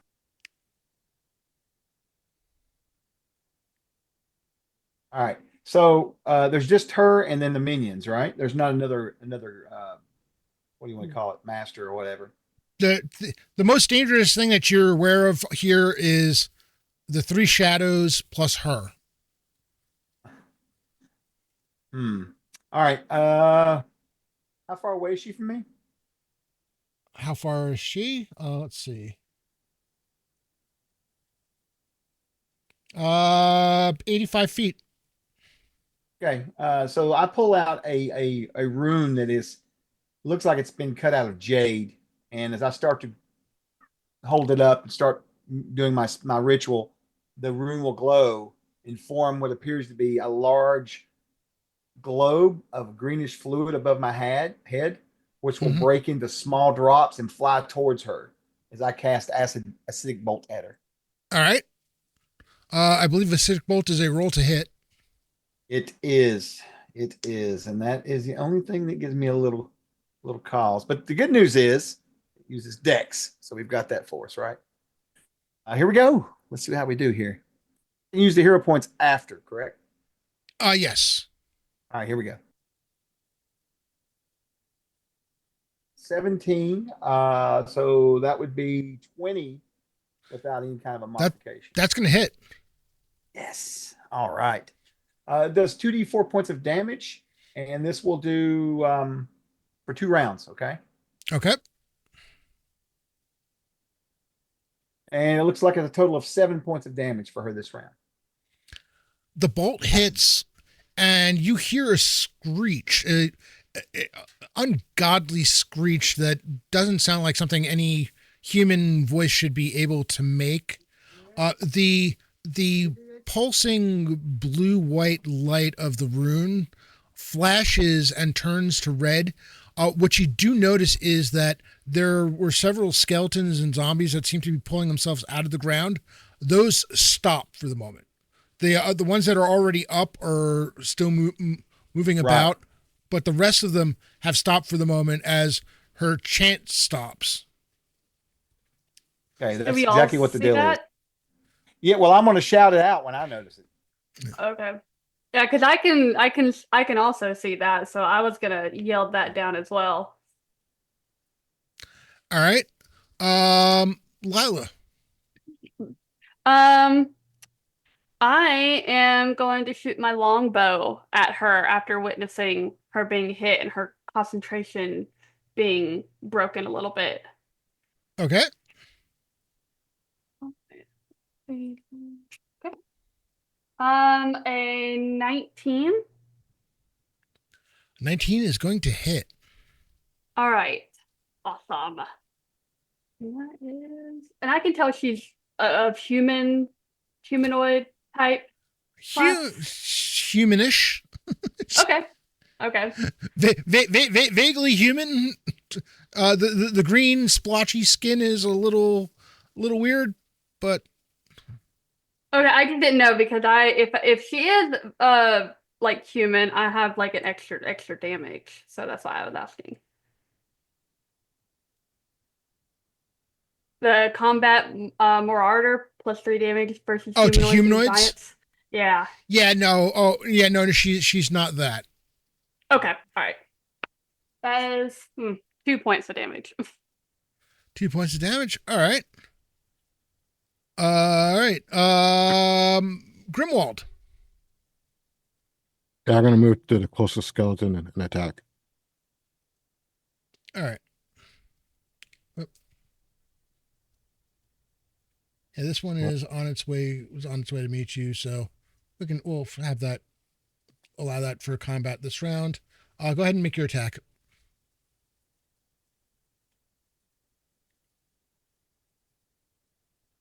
25. 25 is going to hit. For 10 points of damage. Yeah, your hammer goes basically right through the skeleton's midsection, and the thing just collapses into a mess of bones on the ground. Bollocks. So I'm still casting, so I will walk while casting and holding my holy symbol out forward in front of me, saying, "Clan, get it and bless this ground, remove this taint from this area, get rid of these vile undead." Actually, something I realized that other skeleton didn't have to yet go move through around that area. It could walk through because ground wasn't consecrated yet. Yeah, there's a howl on the wind with no discernible source. It's the sound of death pain. It rings in your ears, and you realize it takes a bit, but you realize that the shadows almost have forming mouths that are opening, and you realize that's where that howl is coming from. Meanwhile, there the zombies within that square grown. Actually, I think there's only one in there at the moment. The rest are the others are skeletons. All right. And that's all of you. Victoria is on her horse and actually, she's going to charge in.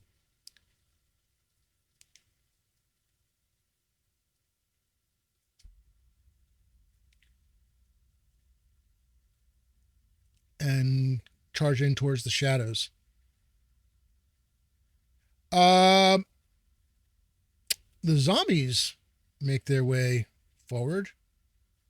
One of which attacks Bollocks.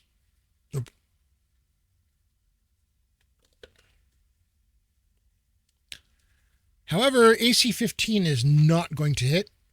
No, Asher, it is not a Howl from the North. For discussion of a Howl from the North, go watch the video of Lord Gazumba's stream from Wednesday night where such topics were discussed. Other zombies moving forward.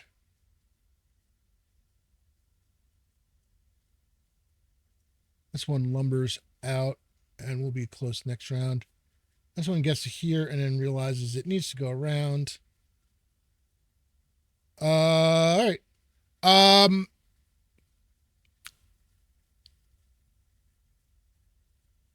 That's the point at which he turns, stares, and you're, how dare you interrupt?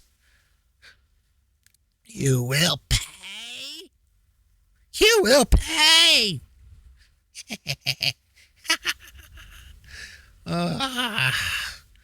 And she starts some chanting of her own again.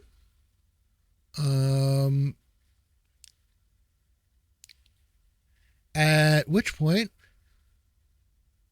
there's a smell of brimstone once again in the air.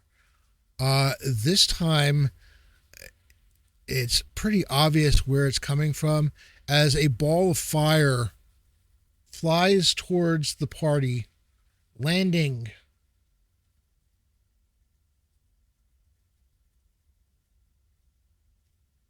dead center here. Let me verify the area of effect of fireball because it has been a hot moment.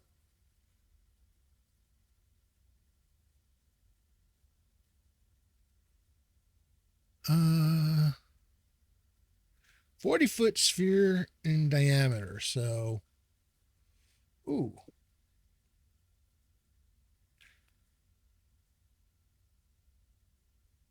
I do believe that is going to get all of you. Even me up in the tree? It's a sphere, so yeah. Big of a sphere? Let's see. Yep. Yep. Yep. Yep. Yep. All right. I need all of you to make a dexterity check. Dexterity, Right. or say, actually, I'm sorry, saving throw. No, actually, maybe it is a dex check. Hold on. Keep forgetting how CNC does it for fireballs. Dexterity check. Yep. Great. And this will count towards your cloak of resistance. Will help Razkar. I was going to ask about that. So 16 plus 1, 17 total. Is that prime or non-prime? Non-prime. All right. Lila. I got a nat 20 on the die, so 26 total. All right. Razkar. 19, so it's going to be 24. All right. Fine. 24 prime. Excellent. Take that. Bollocks. 18 total. Not prime. 18 total. All right. And that's non-prime. Hold on.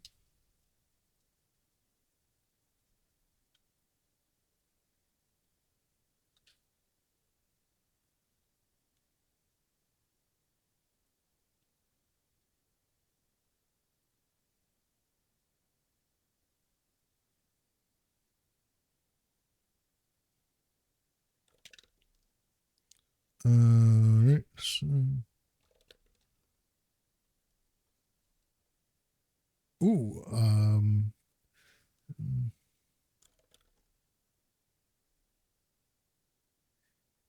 Ouch. All right. Grimwald and Bollocks, you take 26 points of damage. Lila and Razkar take 13 each. Bollocks goes down to the ground. All righty. Should have healed up after the last fight, apparently. You know, that probably would have been a good idea.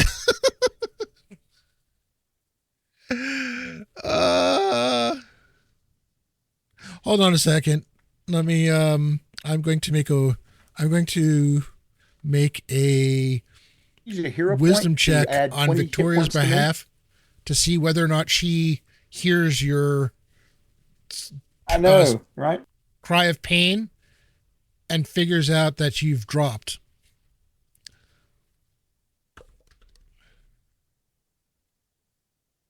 So our bullets have dropped. Our bollocks has dropped. Yes, Okay. your cleric in a fight against undead. Your cleric is the first to drop. Wisdom. Oh no. Yeah, no. Victoria does not realize what has happened.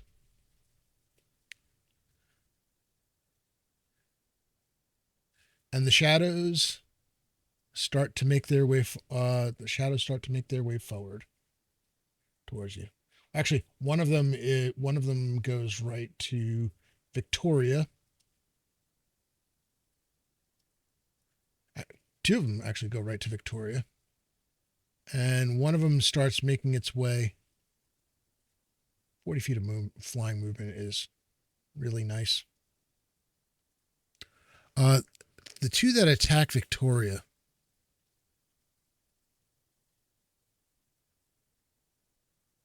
All right.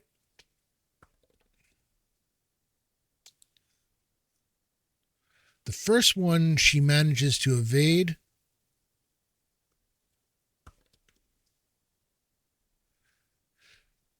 Luckily, she manages to evade both of them. All right. That brings us to the next round.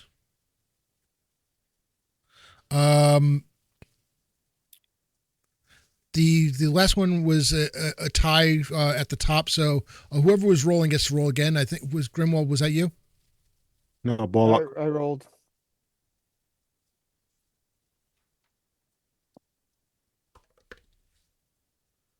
So All right. that's a 6. All right, so skeletons are not. You said 6? Yep. I thought it was a 9, but no. Wow, the only person that you did not roll, so it's going to be simultaneous, is her.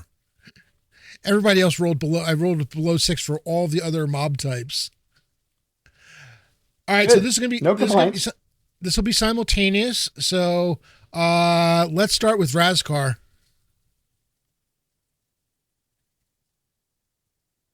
And Is you going are to there. You go. Go ahead. literally clicking on it. Swear to God.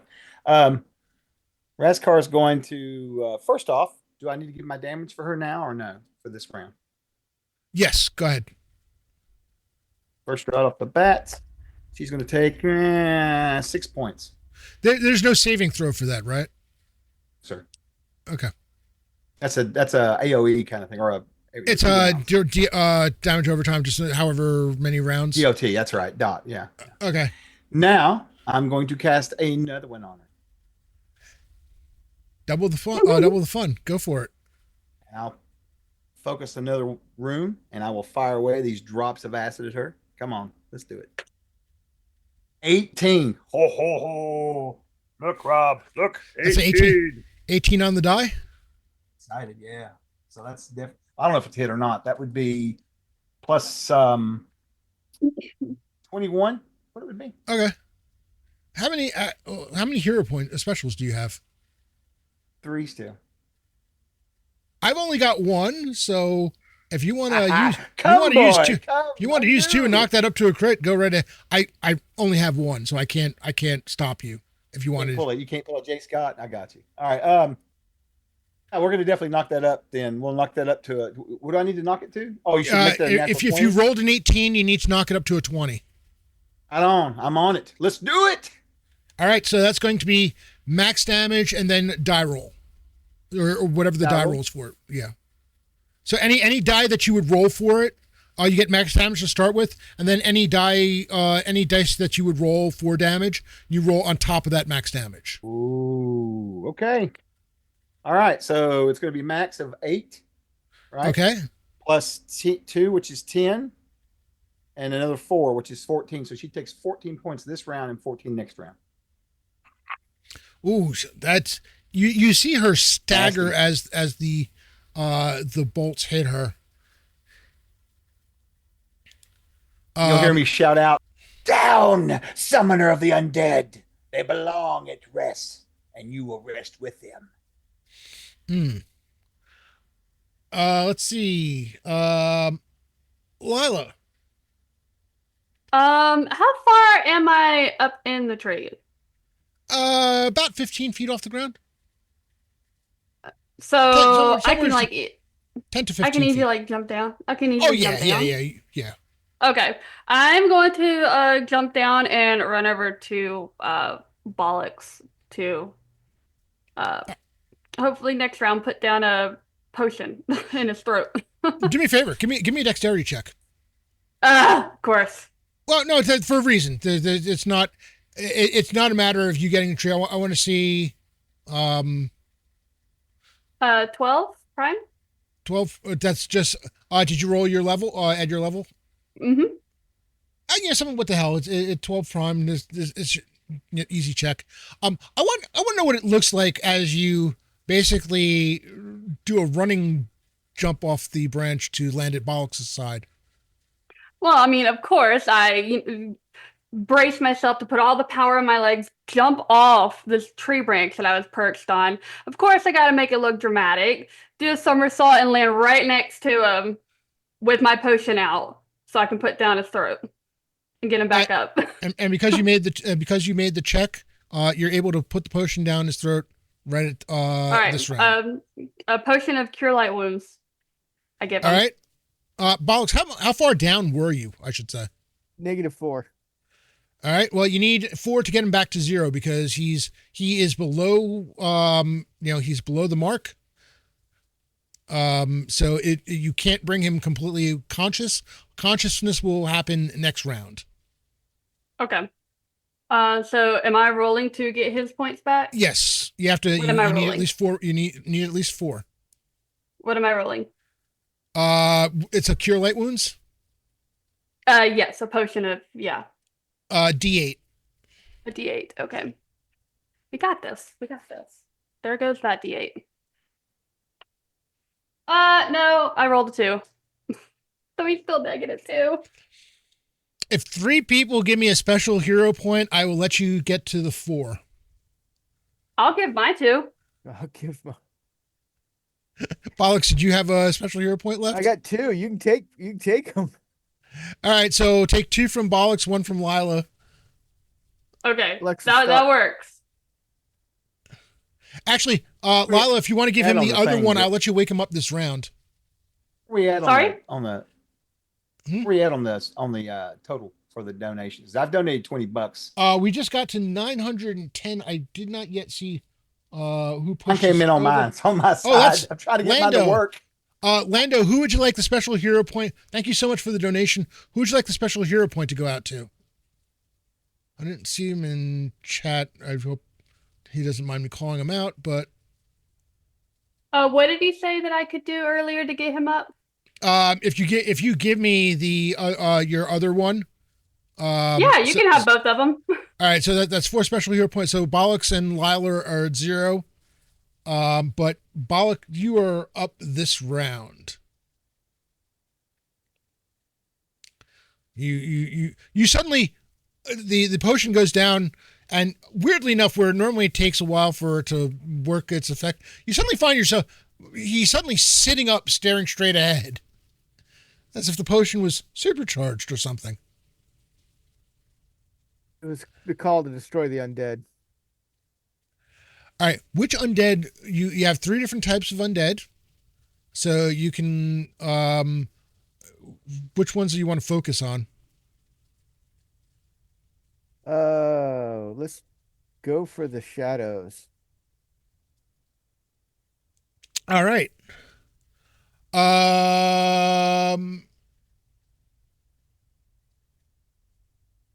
Okay. Yeah, go for it. So that's a 20 plus. That's a natural 20. So that's, Natural 20. There you go. Let's go. Oh. Okay. So normally a natural, what do you call it?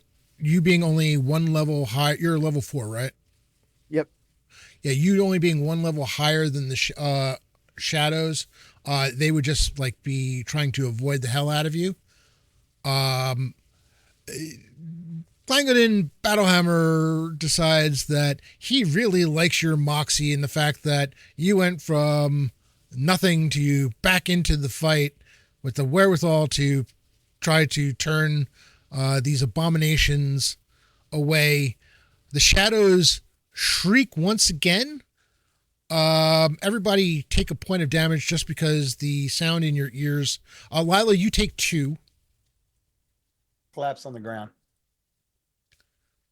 Hmm? Zero. Raskar falls to the ground. 'Cause I don't think we have healing potions, do we? I don't think we do. So. I think some of you might. I got healing potions, but I'm. All I at found was a one note that right said, now. "Sucks to be you." I don't know what that means. I did have one, but I gave it to Bollocks. Actually, Bollocks, Okay. you avoid the what do you call it? You don't take that point of damage because your god is protecting you at the moment. By the way, Chuck, thanks to Lando, you got a special hero point back. Yay! Bless you, Lando. Bless you. All right. So the shadows shriek and just dissipate.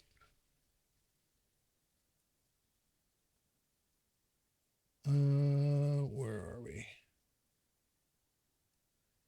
You know, it's funny. You would think that having 2 monitors would be enough, but when you're streaming, it's never enough. You could never have enough.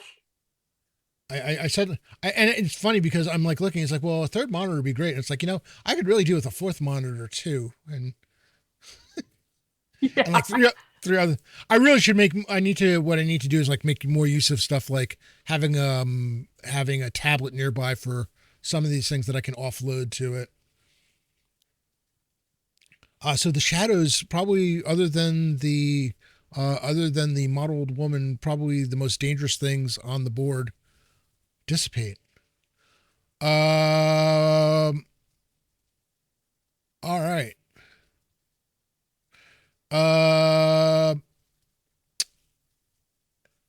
Grimwald, have you gone this round? No, I haven't.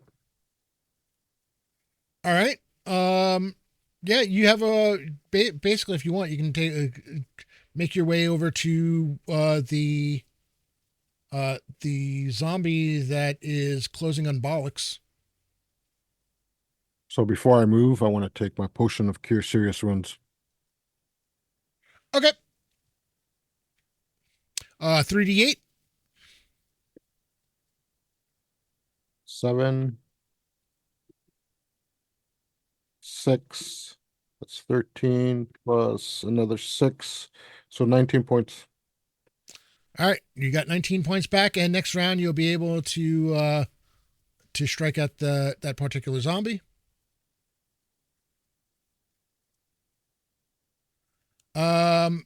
Everyone has gone this round, I think.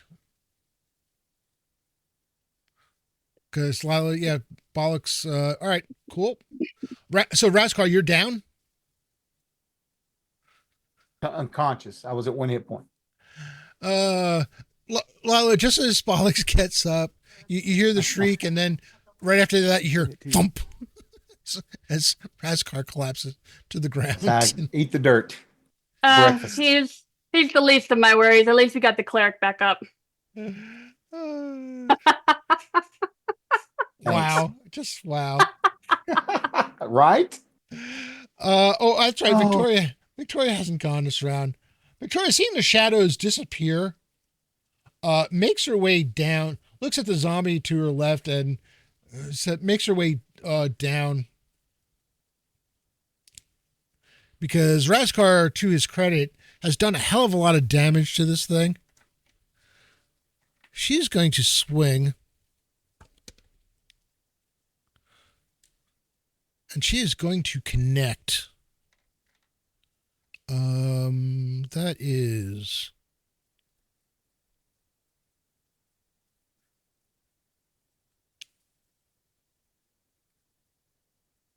You know what the funny thing is? You guys have been so good at hitting everything that I put out there that I haven't even had a reason for her to use any of her knightly abilities yet, which is, I was like, something's missing. I was like, yeah, she has stuff that she can do, but you haven't needed it. All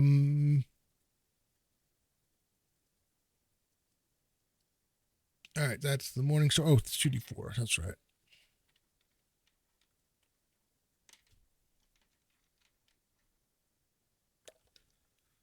Three, 6, 9.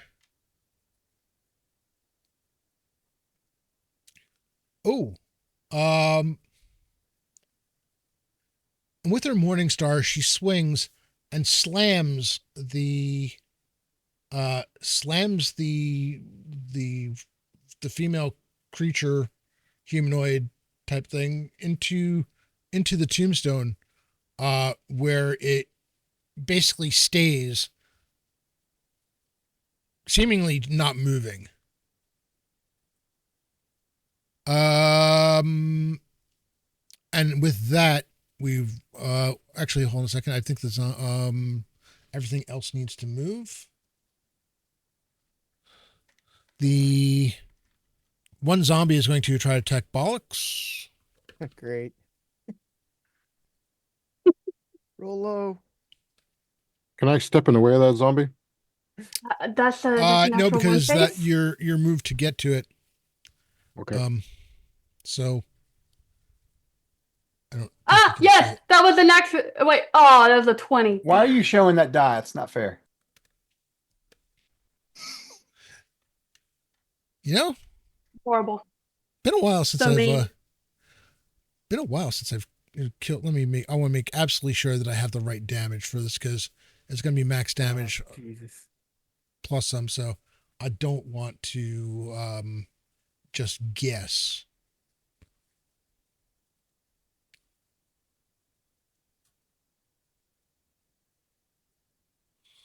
Ooh. All right. 15 points of damage. Ouch. So I'm at negative 14. That's negative 14. Yeah. You had me at 1 because you got me up, right? Ooh. The zombie's arm comes flying around and smacks Bollocks right across, catches run chin. There's the initial crunching sound of the hit. What's worse is the Grimwald, you hear, and Lila, you both hear the snap as Bollocks's neck breaks, and he falls to the ground, dead. Oh, There's no. no coming back from that. Bollocks falls dead? Yep. Bollocks fell dead. That's- Yep.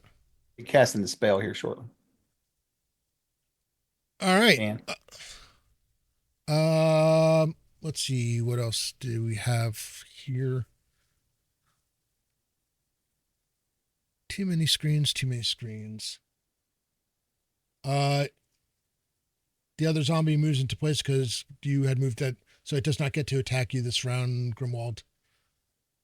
This skeleton moves up and attacks Lila. A cheer rises up from the zombies. and there was much rejoicing. But misses. Actually, she's dead.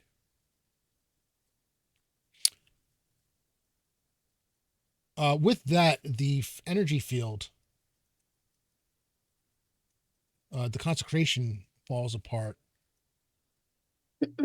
That one moves up, moves.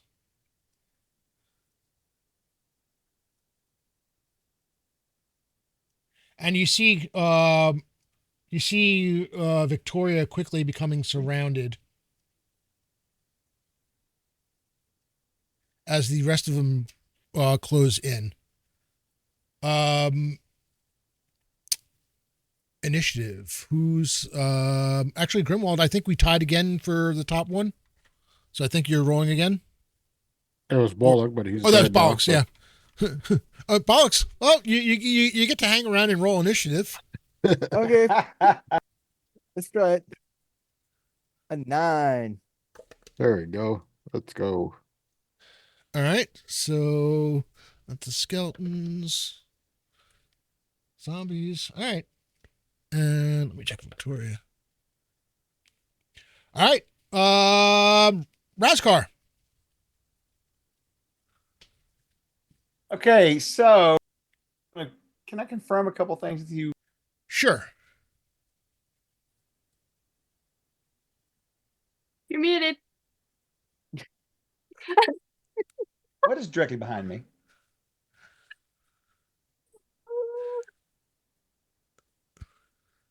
You're muted. No, I'm not muted. I was talking that someone asked me a question about the stream. Oh, But anyway, what's directly behind me, Roberto? What's behind you? What I can't because I'm on the edge there. I got. Like, a Oh, wavy there's line. just the path, the path Okay. through the trees. And Brungal, or sorry, Bullocks is definitely dead. You saw his head, and heads are not supposed to move that far. I mean, you've seen people like do stretching of their neck before. His head almost did a Linda Blair turning backward, going all the way back type thing. Okay, so I'm going to reach into my pouch and pull out another rune and hold it up. Okay. This rune looks like it's carved into a piece of glass, very Uh-huh. crystal clear. All I'm right. going to start chanting a spell. Can I cast the spell now? Is that what you want me to do? Sure. I'm casting invisibility on myself. Raskar may have left the building. yep. I was going to say he Raskar's is getting running the tail. Out. I'm Yep, out. he's running tail. I am. I've never done that before in one of your games, Rob, but I am today. All right. I like As soon as this. I get that invisibility on me, I'm out. Lila. Yeah, I knew calling him an ass was the right call earlier. Oh, hee haw! As you hear fading away in the distance. Oh, hee haw! I'm gonna continue fighting. I'm gonna swing with my longsword to the skeleton that attacked me. All right, go for it. Ooh, Um, I just lost They're connection doomed. to. Oh wait, did y'all hear that? Oops, sorry. That's interesting. Oops, something went wrong.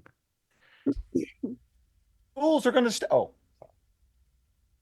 I have never had that happen before, that was weird. Okay, and ninja's that's not up there, though. the right. What on earth? Oh my god, my spell teleported us. Is that what happened? Oh no, shit. No, what I don't understand is it's like it went Weird. back in Yeah. time. Yeah, There we go. You're right. Okay. Oh, there we go.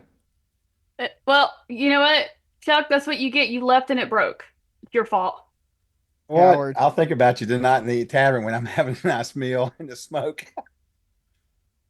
Mm-mm-mm.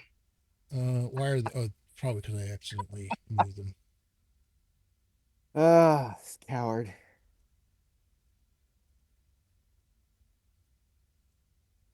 Coward. Yep. Life All right. coward, but a coward nonetheless. And one or two hit points, I'm out, man. Let's focus in on that as much as possible. Okay. All right. So yeah, Lila, what was your attack roll? It was an 11 to hit. 11 total.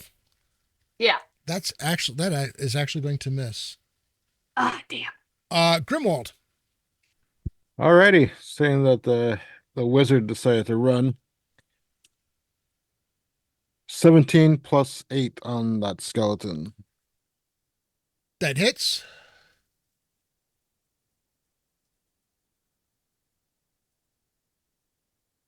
For 14 points of damage. All right. This one is gone. Quick question: do you have combat dominance yet at this point, or no? Or the one that allows you an extra attack on a one hit die creature? Yes, I do. Take a shot at the other one. It's a nat 20. Nice. Yep.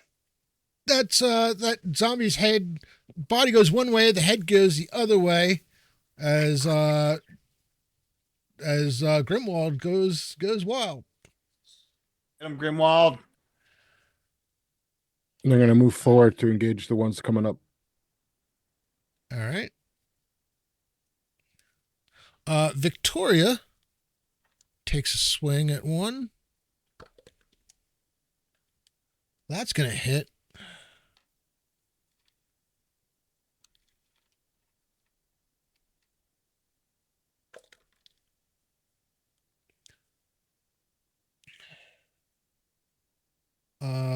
This zombie goes down. And her horse, Argus,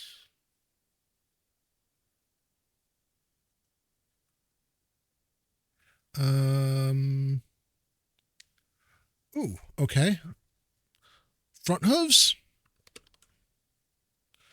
hit and back hooves hit, or attempt to hit. Both of them hit. So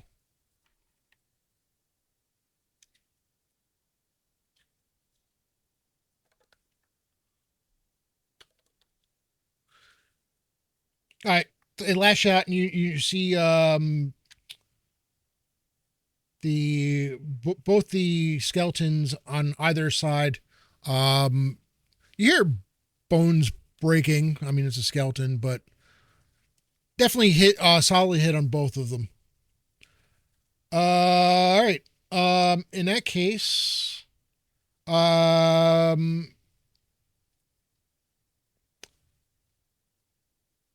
was that everybody this round? I lost. Yeah, Mhm. yeah. There's only 3 of us. Yeah, I'm all done. Just the And three of us. they've made their attacks, right? So, initiative again, Bullocks is still down, right? huh? Yeah. Yep. He's still down. Okay, I was confused because if he was up, I was going to stay. He's the key to this. Yeah. But if he's down, Oh, he. Yeah, then I'm. Yeah, Uh, you keep telling stories. Yeah, Yeah, Okay. excuses, You know what? We get it. I excuses. tell you what. we get it. What, Yeah, we I'm get going it. To, Listen here, chicken foot. We get it. on. All right. Yeah, your Bollocks. your Give me a roll for the group. chicken- Your chicken foot wand makes a lot of sense now. An 8. Let me hold on. All right. Well, the skeletons go before the party does. So, one on Lila. AC 16. Misses. Lyle Bard Sing Songs. Thank you so much for the Prime sub. Very, very much appreciated. Hope you're enjoying the show. We are drawing to the end of the combat. At which point we will be having our second giveaway, exclamation point ticket to enter for a $10 digital coupon towards any digital product off the Troller Games website. One on Grimwald. I know that misses. 14 is not going to hit him. One on the horse. That's going to miss. And one on Victoria. That's also going to miss. All right, party. Raskar, are you gone, or are you still hanging around? No, I'll take another pot shot with my wand. I mean, oh no, you know what? I cast invisibility. It's one. Yeah, I'm out. I will sneak off, save my hide, like a cowardly scum that I am. Your tail between your legs. Run, No, chicken I'm so foot, sorry. run. Run, chicken foot, run. I have to say, I really appreciate this because Raskar is now going to be a person of interest in this campaign. If he wasn't already a PC, now he's going to be more. Excellent. There'll be some Friday Night Crusades soon in my future, hopefully. Because he knows that there are going to be people coming at, if anyone survives, they are not going to be happy with him. All right. So Lila, you got one on top of you. Yep, I'm gonna continue hitting with my long sword. Oh, that is 21 total. That hits. Awesome. All right. And that is 8 points of damage. That skeleton crumbles to the ground. Grimwald, you got a skeleton and a zombie. We're going to start with the skeleton. So 8 plus 9 is 17. 17. That hits. For 5 plus 4 is 9 points of damage. Yeah, you smash through the skeleton. It goes down. Make your attack on with combat dominance. Make your attack on the zombie. So 12 plus 9, that is 21. That's gonna hit.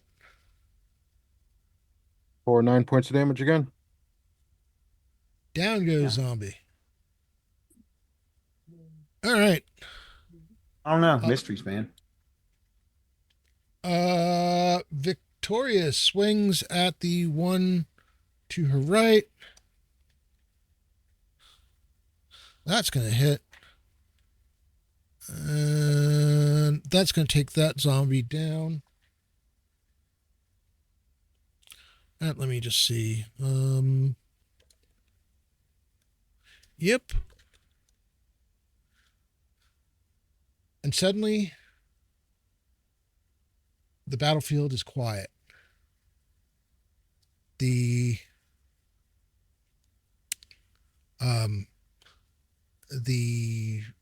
caster is dead.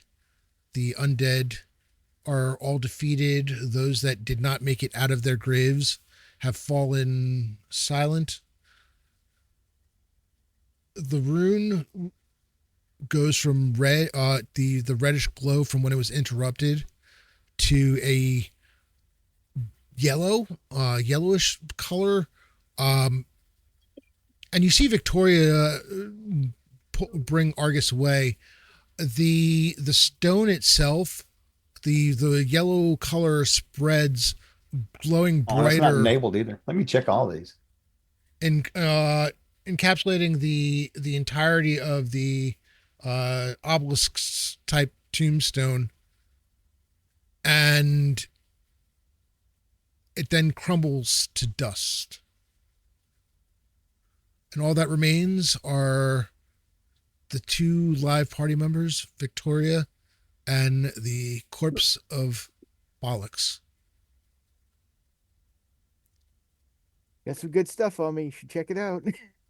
So I'm going to take the time to give Bollocks a proper burial underneath the tree there. Okay. Anything that is of value to his family, I will take back with me. And I'll make it my life goal to find Chickenfoot and deal with him personally. Oh yeah, he's getting a bounty put on his head. Not the first. And it won't be the last either. Dirty Dwarf, we did have a death. Sorry. Bollocks break anvil. Bollocks now Bollocks the broken. We're just getting to know him. The broken. It's awesome. Sorry, I had to. I mean, you know, Awesome. it's yeah. So and just as that happens while you're in the middle of burying him, you notice that the mists dissipate and the thin veil has broken as well. I want to thank my players, and I want to thank everybody who donated. We have $910 towards the $6,000 goal. Amazing. Awesome. This is the first of 3 streams that I'm running this weekend. My next stream is this evening at 6 p.m. I will be back at 6 p.m. Once again.